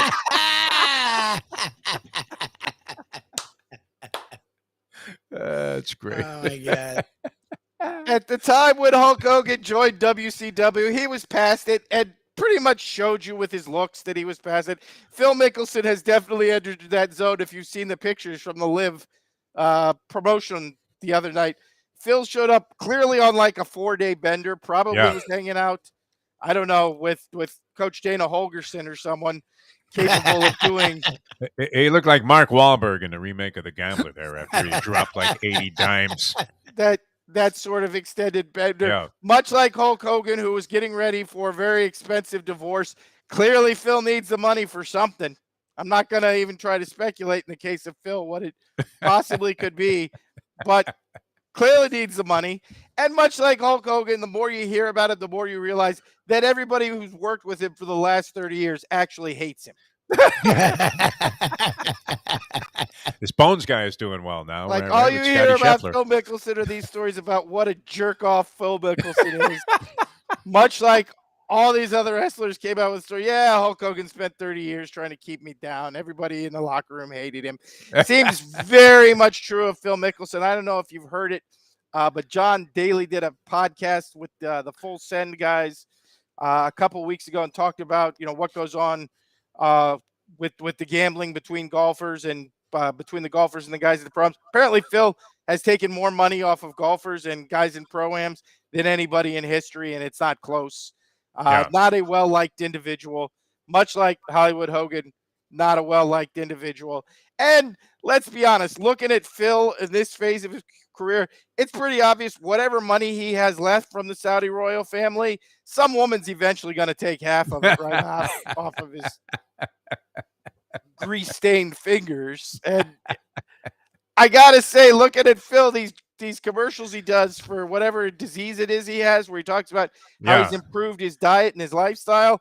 Not looking that way, Phil, because it looks like I think he has the shakes, is what it it was. looks Yeah, exactly. like you It just looks like it. it looks like you just drank a quart of Jack Daniels at a Kentucky Fried Chicken while you slugged down a couple of those chicken patty sandwiches. Remember, Ones without buns. I don't know. You remember a guy named Cat Stevens, a singer? He had some big Yusef hits, Islam. yeah, yeah, he showed up like years later and kind of like looked like the transformation Phil has made since the last time we saw him playing golf, which was several months ago. So anyway, he's going to be back. I guess he's going to play in the U.S. Open. And you hit it again, Professor, dead on here at number 2. Phil Mickelson is Hulk Hogan of the NWO. So I can't imagine. I mean, what tops the list? Number 1, and this is a sort of deeply wrestling internet story. People are going to have to remember this, and that is the saga of Virgil. Virgil was Ted DiBiase's sidekick when Ted DiBiase was the number 1 heel in the NFL. I mean, in the WWF. And then Virgil went on to become the saddest, loneliest wrestler of all time, showing up at random card shows with a table where he was always by himself because nobody wanted to talk to Virgil or get Virgil's autograph or buy any of his stuff. It got so bad that according to Deadspin back in the day, Virgil would randomly just show up at bowling alleys with his table. No card shows, no wrestling appearances, just show up and see if anybody wanted to buy his autograph or take pictures with him. And that, I feel like, takes us to number 1, and that is Sergio Garcia. It's Virgil. The Virgil of golf. I forgot about Sergio for a moment, but you hit it Much on the like everybody has forgotten about Virgil. Again, yeah. the whole thing with Virgil. They even look was alike there. Yeah. He had this table where it said Virgil, wrestling superstar. And people would take pictures of him sitting by himself at his table, waiting for someone to come talk to him or buy his stuff. I could totally see Sergio Garcia sitting by himself at a table with a sign that says Sergio Garcia, golf superstar. Why? Because nobody cares about Sergio Garcia. And much like Virgil, the only documented instances of anybody caring about him in the last 20 years is to hate on him. Like Sergio with your stupid backswing. Hurry the hell up. Nobody's paying to watch you play. Your Nomar Garcia par of the batter's box like dance around the ball. Yeah. Nobody's waiting to watch you play, Sergio. As a matter of fact, let the other people play through. Nobody. Does Adam Sandler play Sergio in the movie? The Sergio Garcia story? Is it possible? No, I feel like Rob Schneider plays Sergio Garcia. And I was never happier, too, Professor, than when he missed that putt at the British Open to blow the tournament there. And eventually, I guess, did he lose that then in a playoff, or was that the culminating moment? But I remember he had like a 3-footer that nobody could miss. Like Lubie could have knocked this in with his nose. No, Defo, much like everybody else, I don't remember anything Sergio Garcia has ever done because I don't care about Sergio Garcia. Nobody else does either. You would have if you were betting golf at the time. Yeah, I mean, you did discover the the beauty of that, and I bet against Sergio every time. Hometown in Spain cares about Sergio Garcia. That's why Sergio Garcia is the Virgil of the Live Golf Tour. You nailed it again, Professor. Did it again, sir. And in a very clever fashion, because this is not necessarily the kind of illusion that I think Greg Norman was anticipating. You think? When he unveiled all of his big name stars that have defected and sold their souls to the devil. Honestly, what? What on earth is going on out there? How much money did they have to give Greg Norman for all of this? Like you weren't short. You imagine? Like your company, the Great White Company, is like a Fortune 500 company. Like you weren't short on cash, Greg Norman. How much did they pay you to start this group for the murderous Saudi royal family? I forget what it was. Stuff like when he's asked about it. Well, we've all made mistakes. Yeah. I was going to get to that. Yeah. We've all sent a bunch of guys with swords to cut people exactly. apart. I forget what it was that I royally fucked up one time when I first heard the line, "We all make mistakes," as a very forgiving supervisor or whatever it was. It was telling me, "Hey, listen, Def, you're going to recover from this, okay?" But it seems like a very passive approach to somebody asking a direct question about slaughtering a human being. You would think. We all make mistakes. Come on, Greg. Yeah, What was you that? know, Is that what he hey, said to Chris Everett when we you gotta divorced break her a- after 3 months? You got to break a couple eggs to make an omelet. You know?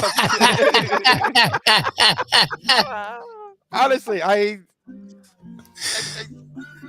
no, that was great. Much like the list, I think we've established pretty much everybody who's involved with this is a bad human being. Like they're bad people. I mean, you're talking about European has-beens and American misfits. Yeah, Guys right. who I mean, are on the again, skids. Yeah.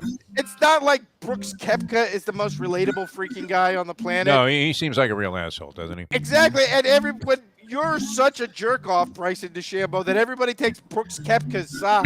Yes. Nobody Like, likes DeChambeau. Maybe you should look in the mirror. The fact that he had Victor Conti as his Maybe caddy. like I'm Yeah. kind of the problem if everybody's siding with Brooks Koepka. If everybody's siding with the guy who looks like a Ken doll, likes to taunt people on Twitter and show off his bikini model girlfriend's ass on Instagram, if everybody's siding with that guy, maybe you have a little bit of issues as a human being. Just saying. Yeah. He was a guy that, as quirky as he was, still, usually I like that kind of guy, but very difficult to root for. Except when he was bombing those balls. I mean, and the announcers would be stunned. Oh, my God, he's airmailed the green, and he's on a par 5. He's hitting driver. And, airmailed the green.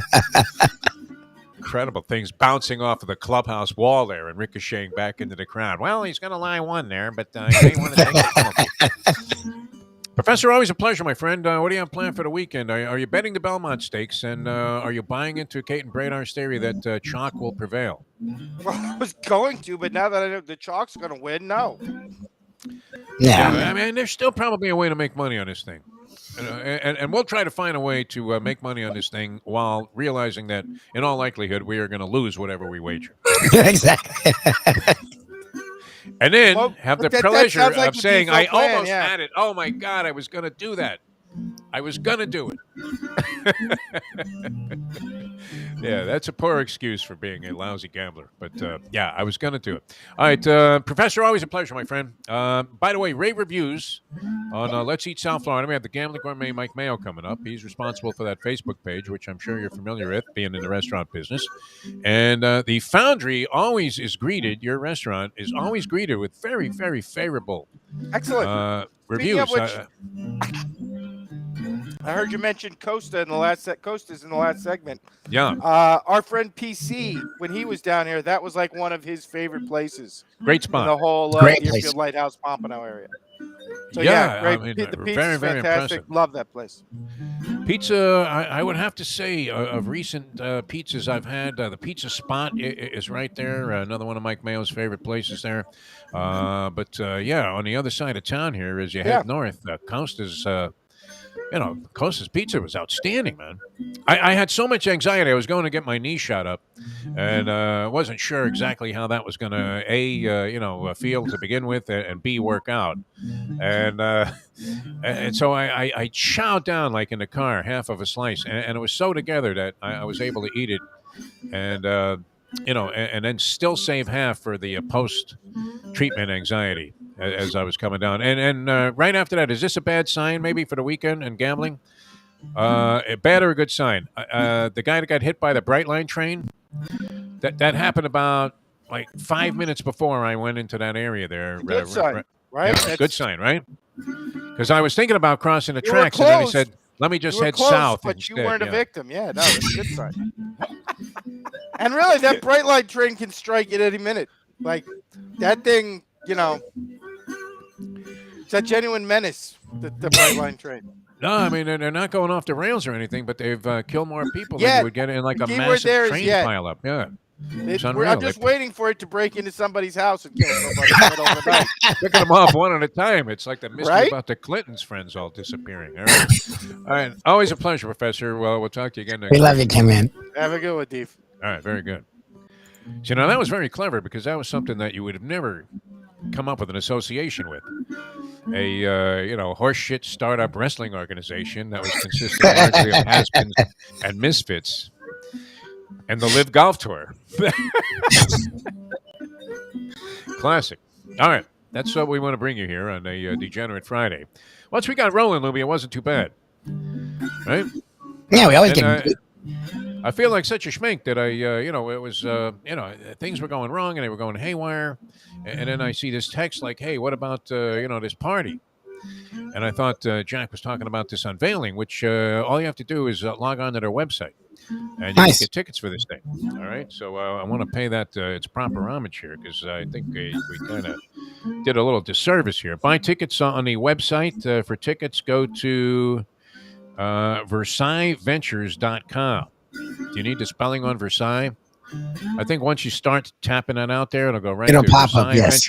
VersaillesVentures.com. So this is a masquerade gala taking place at the Versace Mansion, and it's tomorrow night. And you go there, masquerade party, the whole thing, and a concert, all to benefit Ukrainian refugees. Robbie Seller, I told you, man. Anything this guy does, unbelievable. There you go. Robbie Seller. Yeah. All right. Hialeah Park, another place. And this would be a great place to bet the simulcast on the Belmont Stakes. Now, a lot of stakes races. Do you try to beat the superstar horse, Lubie? This would be one of the strategies that you have to try and examine in your own mind. Like, what kind of level of courage do you have to go against the greats of the game? Are you following me on this? Yes. All right, like, can you bet against? People can't still resist betting on Tiger Woods to win events. He's not winning any events. It's over. Yep. He's walking around like Chester from Gunsmoke, and unfortunately, has not been able to fully recover from this thing to the point where he can go 18 holes walking, my friends. You ever walk a golf course, Lubie? You probably always were in carts, no? Always carts, and I still get tired. I don't know how they walk it. We used to play this mucked up field. It was flat as a pancake, flat as a Parisian runway model, my friends, and it was called Hollywood Lakes. It's now known as like Grand Lakes or something. It became a sort of townhouse development. But this place was a dump. It was a mosquito hatchery. It was way out there, and it was the cheapest place to play golf. So we went there. We would play like 36 holes. All right, but no carts on this thing, huh? Because A, we couldn't afford the cart fee, and B, I don't even know if they had carts on this golf course. So you were walking, and, at the end of a long, hot day, I mean, even in great shape as a young Deforrest, it was no bargain, right, Lubie? I don't know. I mean, imagine Tiger Woods on one leg trying to limp around this thing and then in between execute all of these shots that take just massive physical coordination where you can't have the slightest bit of a sort of chink in your armor, if you will. And am I going to get in trouble because Tiger has Asian blood in him? No. I mean, if there's a chip in your game, there you go. Anything, you're going to be in trouble, right? Slightly off, everything is going to go out of whack. Yes. And people still are betting money on this guy to win. I mean, unbelievable. So if you're out there tomorrow at Hialeah Park and you're pounding away on these races, the early races on the card, you're trying to hit like a pick 3. And I don't know that the Belmont isn't somewhat wide open, is it not? I mean, do you get this impression, Lubie? I know you don't know the horses or anything, but you've seen a couple of them run now. I don't know if you watched the Preakness, but the Kentucky Derby, you saw that race. And, you had a couple of entries in here that were in that race, and they don't appear to have the style to win this thing, which we shall see. Now, the other horse, that's the big favorite, has a tendency to... So does it spit the bit in the stretch, and now you have nothing but Bomberooskies? Isn't that possible, Lubie, in this race? That's the hope. All right. Well, you can bet it at Hialeah Park and bet it in style because they have the brass rail bar right there. Very reasonable on the drinks, too, right? Even on Kentucky Derby Day, you're not getting shellacked at the bar. I mean, that was a nice feeling. A couple of doubles here. It's not like you're at a hockey game or something. And great food all over the place. The casino is hopping. You can play poker and kind of intermingle. I don't necessarily like to intertwine gambling disciplines, Lubie. Like if you're in the casino, you're in the casino. I don't like to run back and, play the horses, except every once in a while when it's going so far south while I'm betting the ponies, I like to run down to the casino and maybe see if I can't hit on a machine. Now, some casinos that you go to that also feature pari-mutuel wagering, your chances downstairs, are limited, right? You're going to throw whatever it is you put in the machine away. Not at Hialeah Park because they're hitting jackpots. Steve Calabro wouldn't have it any other way. Frank Fiore does a wonderful job on all special events. Check the calendar, hialeahpark.com. We always pay homage to the Brunettis. Wonderful job they've done sustaining the legacy of Hialeah Park, and a great job, Brunetti Sr., who now has that street named in his honor. Lubie, how about that? Nice. Brunetti Way, yeah. Not sure how long that's been. Probably been 40 years, but no, it should have been because the guy was a sporting icon here. Everything about it is great. It's beautiful, Hialeah Park. All right, we're coming back. The Gambling Gourmet going to join us, and about the professor acknowledging Costa's new place that's on the Gambling Gourmet's list of restaurants that he went there, was overwhelmed the first time, and he's a man of very discriminating taste, and as we say to irascible Mike Mayo, not always a guy that is going to be filled with hyperbole just because he had something that he liked somewhere, correct? Oh, no. He's pretty straightforward. That's why I follow his advice. He's never steered me wrong. Man, the meatloaf's a little dry. Right? 100%. The potatoes don't seem real. I think there's some instant mixed in. Who is that guy? His name escapes me. He does the real dry humor. He's on a bunch of commercials. Stephen Wright? No, not Stephen Wright. This guy's been a character actor of sorts for years and years. Anyway, it won't come to me today. Which is now there's a 24-hour moratorium on blank. Actually, that's another good book title for you. It won't come to me today. Come to me today. Yeah. Only trouble can come my way today. Boy, did we started out in a real verklempt fashion here today. Gambling Gourmet is standing by. Mike Mayo, and that's coming up in just a moment. Now that. It was interesting the way they did the pepperoni on that pizza. I loved it. 8:32. Poker is your game. You're covered in style. And you can play all your favorite Vegas-style games, including blackjack, craps, and roulette, in Hialeah Park's sizzling hot casino. Get a player's card when you walk through the door for all kinds of generous amenities, including our favorite, free play, when you come out to the ultimate casino and entertainment destination, Hialeah Park. These days, we're all looking for comfort anywhere we can find it. Thank goodness for Landlubbers Raw Bar and Grill in the Plantation location, because they are making sure you are as comfortable as possible. You're going to have the best wings in the world.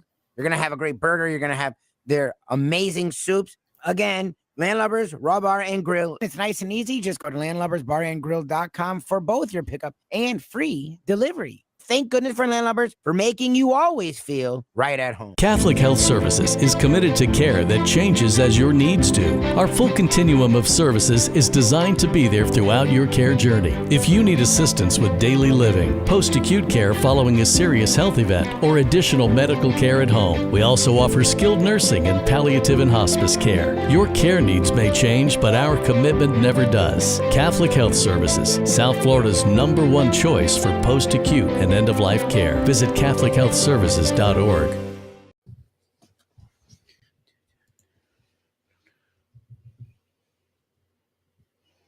All right, we have the Gambling Gourmet with us, Mike Mayo. Well, yeah, and you know me, when it comes to pro football, I usually like to sometimes handicap games on which is the better food city. Where would I rather eat in? My mom, God bless her, 88 years old, and she follows some football, and we do a family pool where we make picks, and usually her is based on which city she would rather visit or live in. Okay. But college football, for me, it used to be, I always thought that the quality of the football team was in inverse proportion to the amount of teeth in the crowd. So, grab a bagel and a schmear, plus some Defo and Lubie. Welcome back to the Defo Show. He's a funny man. He's a funny man. He is. The great Mike Mayo going to join us here on the Defo Show, a Degenerate Friday, here on our many various platforms, including audio and video streaming around the globe. Mike Lubie, Lubitz, Jeff Deforrest, and the man on the bottom of the screen there. And if you're just listening, the man whose voice you're about to hear is the Gambling Gourmet, Mike Mayo. Michael, how are you, my friend? Good morning. Can you hear me? Yes. Yeah, we Yes. can Good, hear you because fine. the way things are going, I'm not taking anything for granted today. So No, you shouldn't. We started out in a very verklempt fashion this morning, and then I misread a text from the great Jack Namer, it's and I got all all good irritated. now. It's Belmont weekend. We're gonna coast into. I'm going out to the aisle today. Are we ready to plunge? Are we going? Yes. No, that's a definite. I mean, think about it for me. A little bit of withdrawal. I came within an eyelash, Mike Mayo.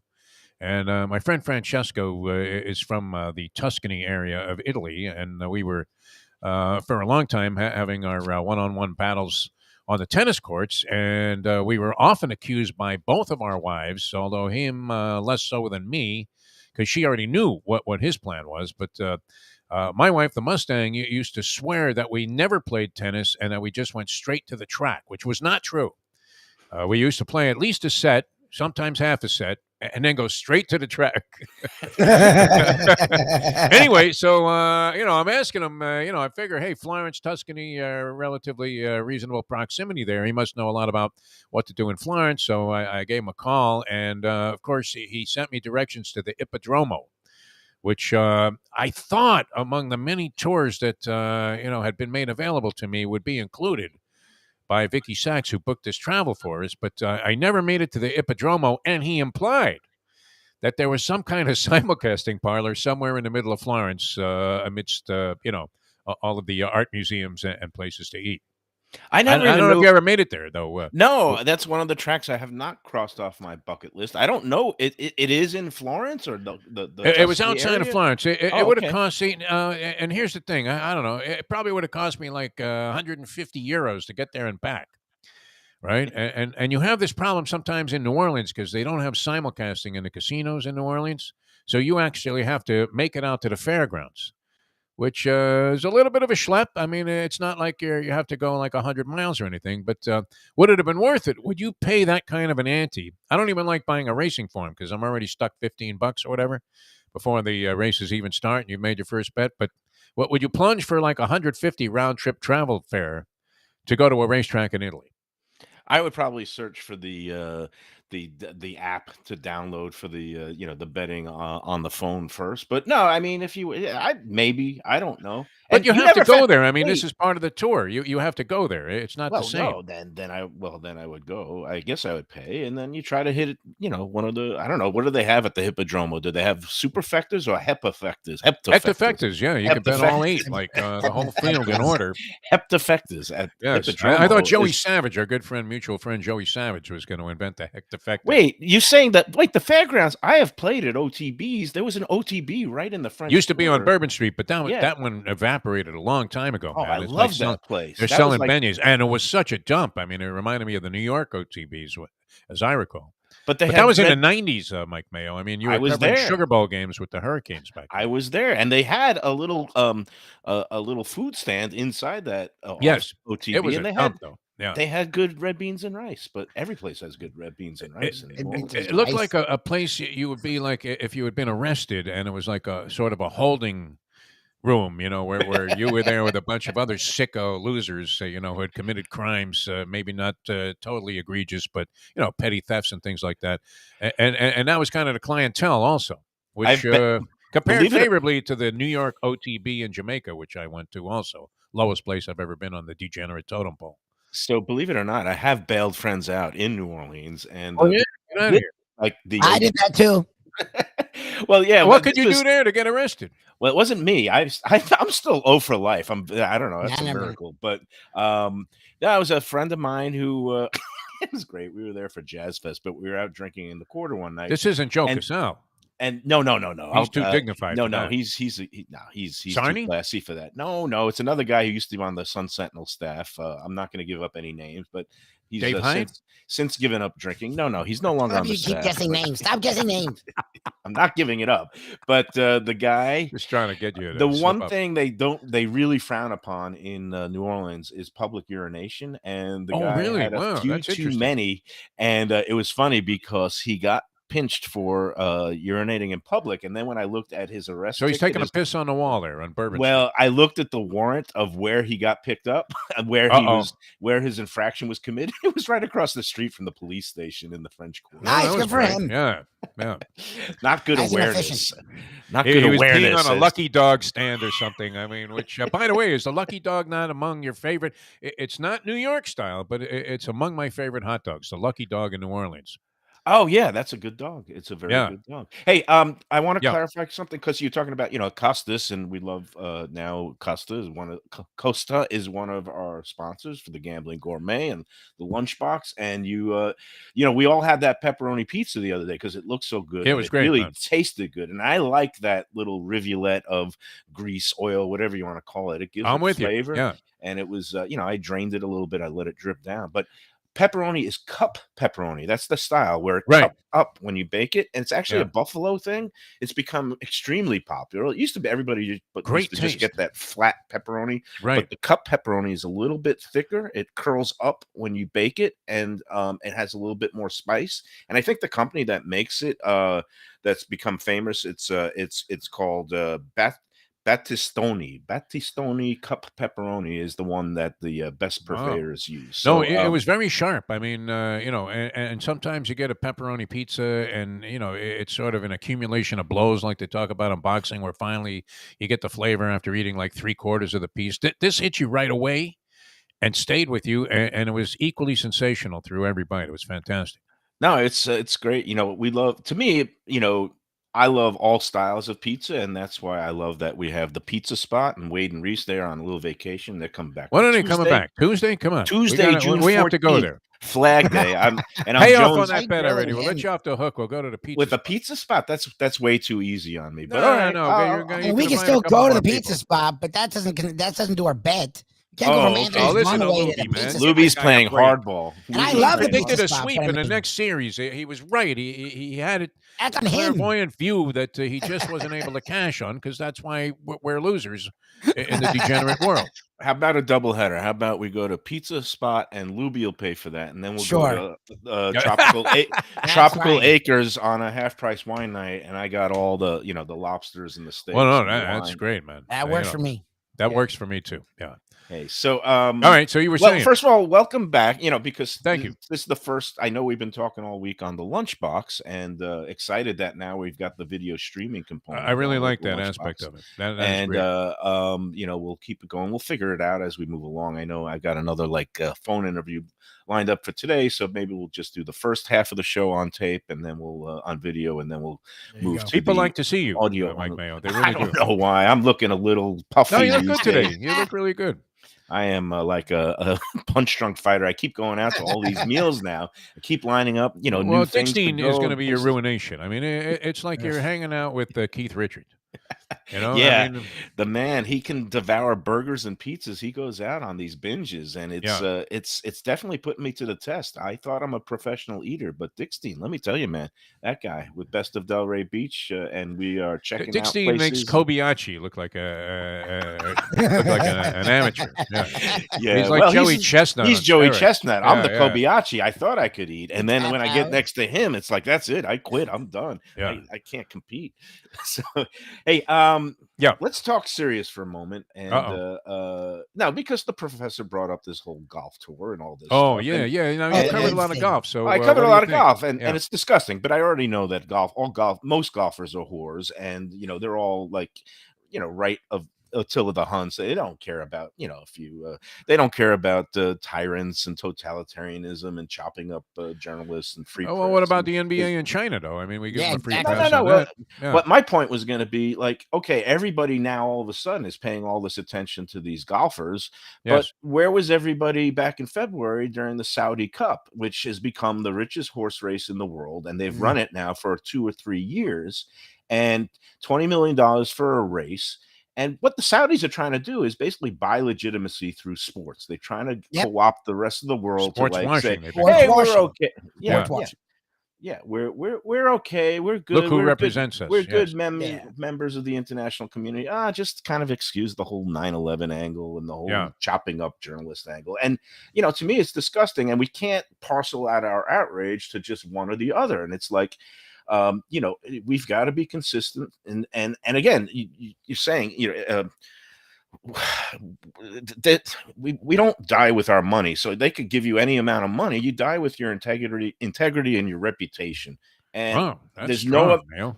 there's no amount of money that anybody could give me to go over there and be part of their little happy show and whatever tour it is. It's like, but meanwhile, we've let the horse racing community kind of off the hook, and there wasn't this kind of hue and cry because horse racing is so off the radar for so many people. I was going to ask Caton about that earlier when we had her on. It's just like all this Saudi money, and it doesn't seem to bother people rooting for these horses or getting behind the people here that are representing them. This touched their home, and I don't want to describe any private conversations, but I'm just going to read the list of the horses, the connections that participated in this past February's Saudi Cup, which was basically Bob Baffert, Steve Asmussen, Flavin Pratt, Joel Rosario, Brad Cox, Florent Giroux, Bill Mott, Luis Saez. The ownerships connections: Windstar Farms, that's Elliot Walden, Zaydan, and Winchell Thoroughbreds, Bruce Lunsford. And Juddmonte Farms, which is, I think they're Saudis. So, but basically, there's one thing to, allow somebody from a country to participate in our sports system if they're clean. Let's say this whole debate about Russian. Some people have been banning Russians from participating. A Russian individual has nothing to do with Vladimir Putin and the murderous regime. It was like the same thing during the Iraqi war. It was very unpopular in Europe, and I was actually traveling in Europe right after that war began, and a lot of people are understanding they understand that individuals are not representative of the government's actions. But in this case, to go to Saudi Arabia or to join a tour that is directly bankrolled by this a tyrannical regime, and Mohammed bin Salman is the guy that is now in charge, the crown prince that's the ruler of Saudi Arabia, and he's the one who gave the order to chop up Jamal Khashoggi. And I just wouldn't take part in that for any amount of money. And I think it's disgusting. The golfers that we see, they do have a price, and for some of them it's a high price, but to sacrifice your reputation and integrity for that, not worth it in my book. I think you would really enjoy. I started to read, and then we were so discombobulated, I never really got through it or made it clear. Phil Mushnick's column today, a very similar line of thinking, and it really expressed it, I thought, very well, the entire position on this.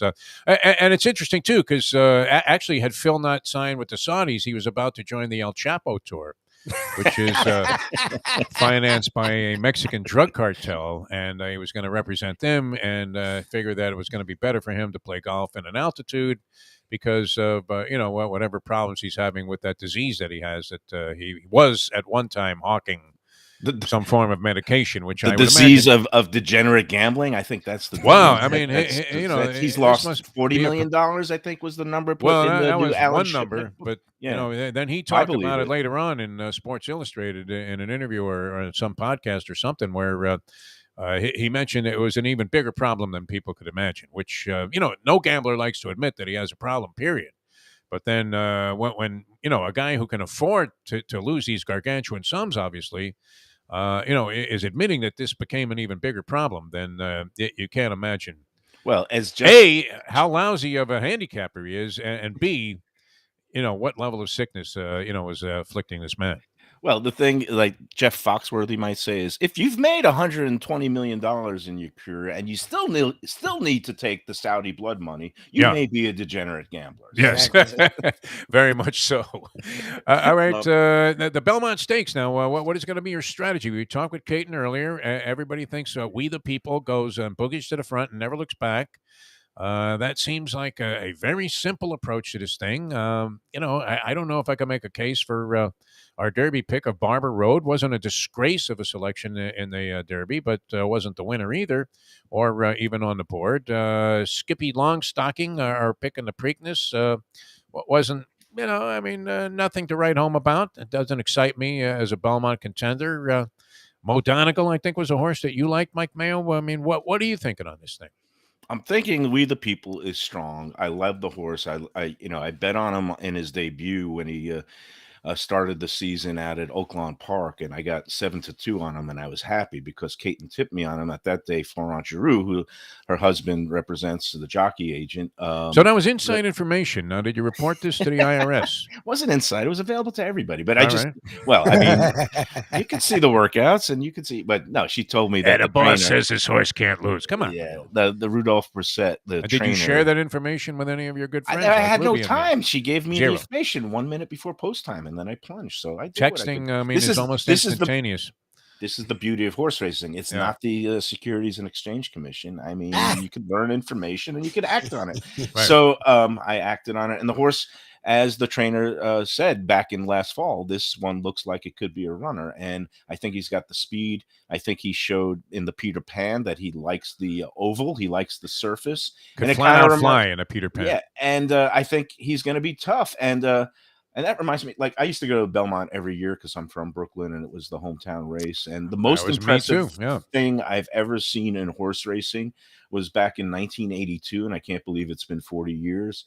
But the Woody Stevens accomplishment of Conquistador Cielo.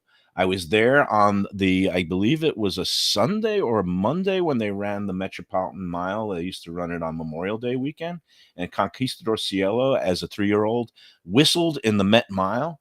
And I think he won like by a lot of lengths, and then like a minute and 33 or something.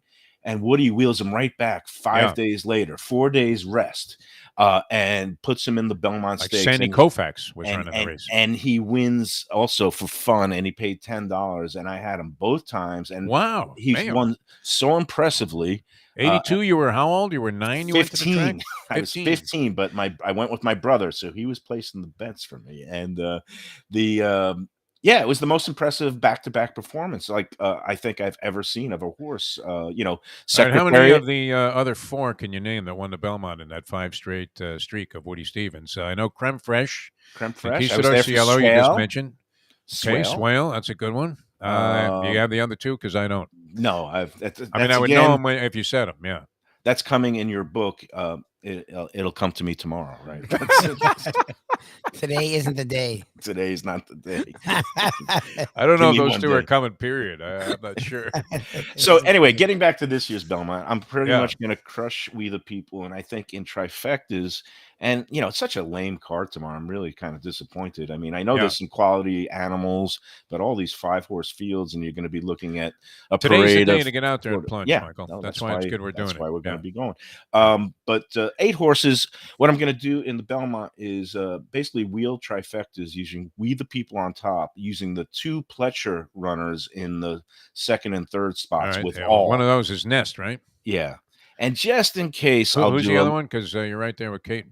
Oh, Mo Donegal and Nest. So what I'm going to be doing is We the People with Mo Donegal and Nest with all, and then use them in the 3rd spot, and then a little ticket with the 2 of them with We the People in 3rd. I don't know if I can make any money doing that, but I mean, I'll do some bigger tickets on the more logical ones too. So I'll probably throw about 100 into the race, and we'll see what happens. Nice. All right. I'm going to root for a Mo down here with the We the People, and you will hear somebody screaming from hopefully Hialeah Park or, obviously some simulcasting seller somewhere.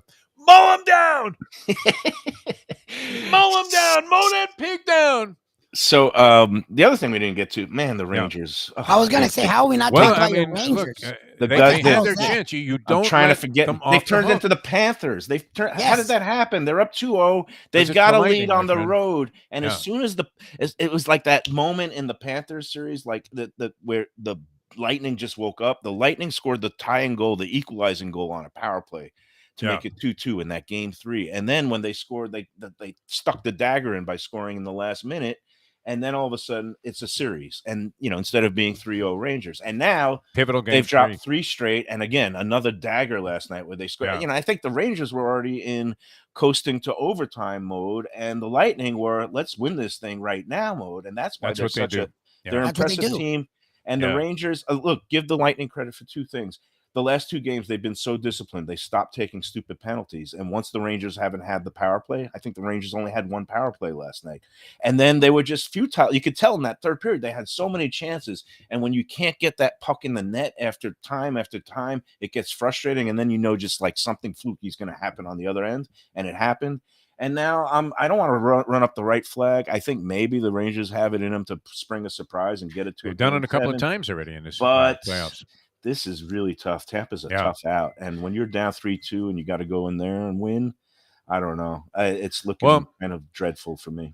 Gets back to a theory of mine against the great champions, which Tampa Bay has been the last couple of years, and obviously is very tough again this year. You can't when there's a glimmer of light, you can't let them take advantage. You can't let them in. You can't take your foot off their throat when you've got them. And the Rangers had them, the foot on the throat in that third period in Tampa in Game 3, and Tampa, like Lazarus. I mean, they're so good. They just. But meanwhile, we talk about so good. I mean, Tampa is struggling, and they're grinding a little bit now with the Rangers. Colorado, oh my God, what a machine! They look great, but they get flattened by Tampa Bay when they get in there if they don't end up losing the last 2 to the Rangers. I was so rooting for Gerard Gallant. Wait! You don't think Colorado has a chance against the? Oh no, they'll have a chance. I don't know. It's hard to gauge. How can I compare Western Division hockey versus Eastern when I saw like 0 Western Division games all year? But that game, the clincher, Game 4 against Edmonton, they were great. When they were down in the third period on the road, and then they also just like all of a sudden snapped to attention. But Edmonton's goalie has a German Shepherd, as a pet, because it's a seeing-eye dog. Man. This guy, you think Bobrovsky's bad? This guy can't stop a watermelon from 3 feet away.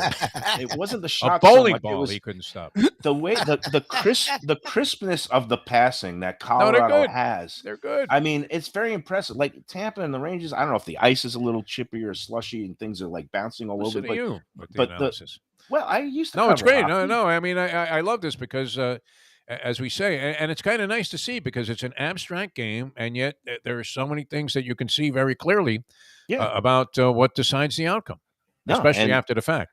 I'm saying Colorado is good, and it's they've been the favorites to win it all year.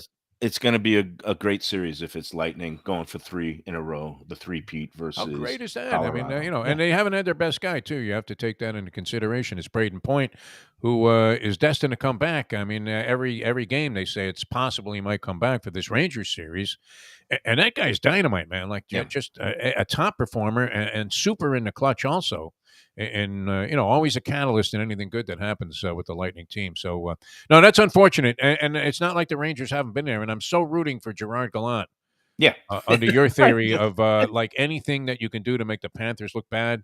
And I was so disgusted by that move, in the classless, indignant fashion in which he was dumped. Ed Ogeron was treated more favorably, obviously. And he was on the hot seat from the day he woke up. Okay, so... Yeah. How did they do that to this guy? And then you want to see him, take an expansion team to a Stanley Cup final and then maybe take the Rangers to a Stanley Cup final, and this is after they replaced him with a clown. Remember that? It was that Tom Rowe guy. It's the Panthers. To fire a guy and you leave him at the arena and say, hey, not even the arena, at a bus stop. It was like call a cab. They gave him cab fare. They really did. And I can still picture Yager throwing his equipment bag out of the bus window. And Yager, no less. I mean, they couldn't have some scrub just throw it out there. It had to be Yarmir Yager. Kiss it goodbye, Jerry. This isn't your team Panthers. Anymore. That's the organization that has such a winning culture. Class or half-assed? We were talking about it, and you would have to go with half-assed. You can't spell seafood without F-U. That's the best. All right, so it was an adventurous week. How did you like that Donna's place? You didn't really have a chance to eat the food. It was good. We got to eat. We got to eat after the show. You have my curry chicken? And also, first of all, happy birthday to Nikki Mohan. Happy birthday to she's Nikki great, Mohan. man. Wow, what a Lauderdale this week. She's celebrating today. She's celebrating, and the food was great. They Gail, who's one of the operations managers for the whole chain, 14 of these Donnas all over the place, that she brought out the brown stew chicken for Lubie. It was really good. She brought out some oxtail for me, and she brought out some what curry kind goat. of stew meat is it in the brown stew chicken, or do they identify? It's chicken. It's chicken. Oh, it's chicken. Okay, It's like shredded chicken with some bones, like some pieces from the thigh, and very tasty.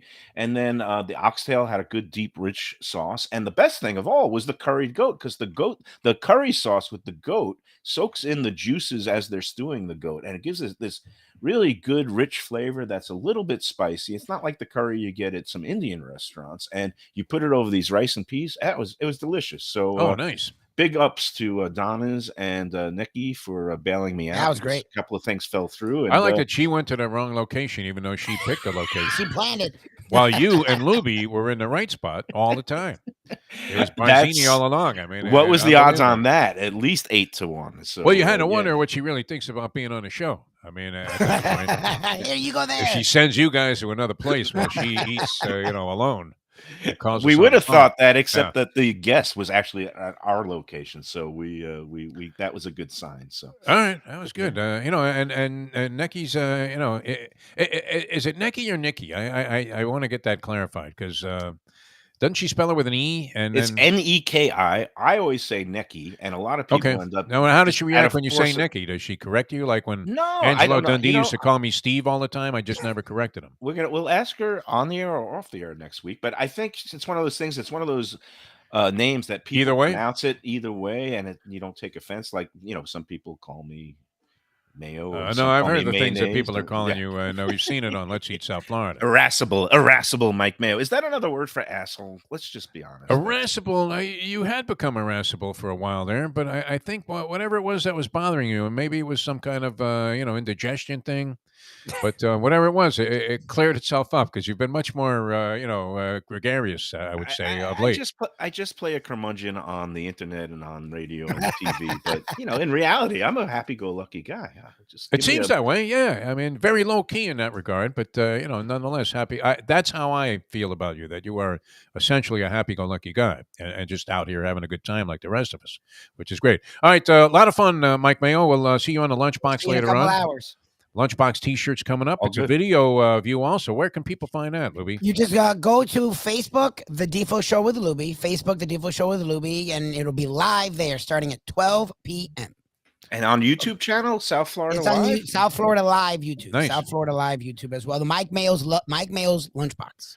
Every all day. Right, and you're going to be at your home base today instead of on the road. You've been on the road like all week long, man. Yeah, and next week we'll go to Even Keel on Wednesday. We'll do nice.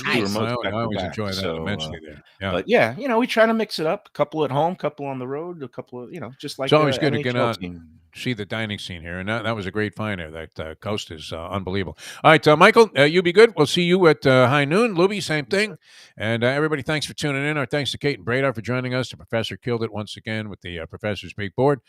Google the Defo Show. You can find it. Don't forget about the unveiling. And you can just go to the website there. And that's VersaillesVentures.com. Great benefit, a gala, masquerade party, all kinds of good stuff at the Versace Mansion. That's tomorrow night. And you can get tickets, and it all goes to a great cause. You get the concert, and it's all going to benefit Ukrainian refugees. Robbie Seller involved there. Lubie can attest to the fact that anything that Robbie Seller is behind, bingo. Definitely. It's a home run. It is high. It is far. It is, and you're not going to hear John Sterling say caught at the wall. It is out of here when it comes to Robbie Seller, as are we. Thanks for tuning in, everybody. We'll do it again on Monday. You can catch us on After Hours on the Believe Network, BLEAV Network. That's coming up later on today. And, of course, Mike Mayo's Lunchbox now is streaming live video, which is fantastic. Great innovation there by Mike Lubitz. All right, we'll see you Monday at 7 right here on the Defo Show as we leave you know that. It's 9:03. Let's go to eat a damn snack. Look what they done to my show.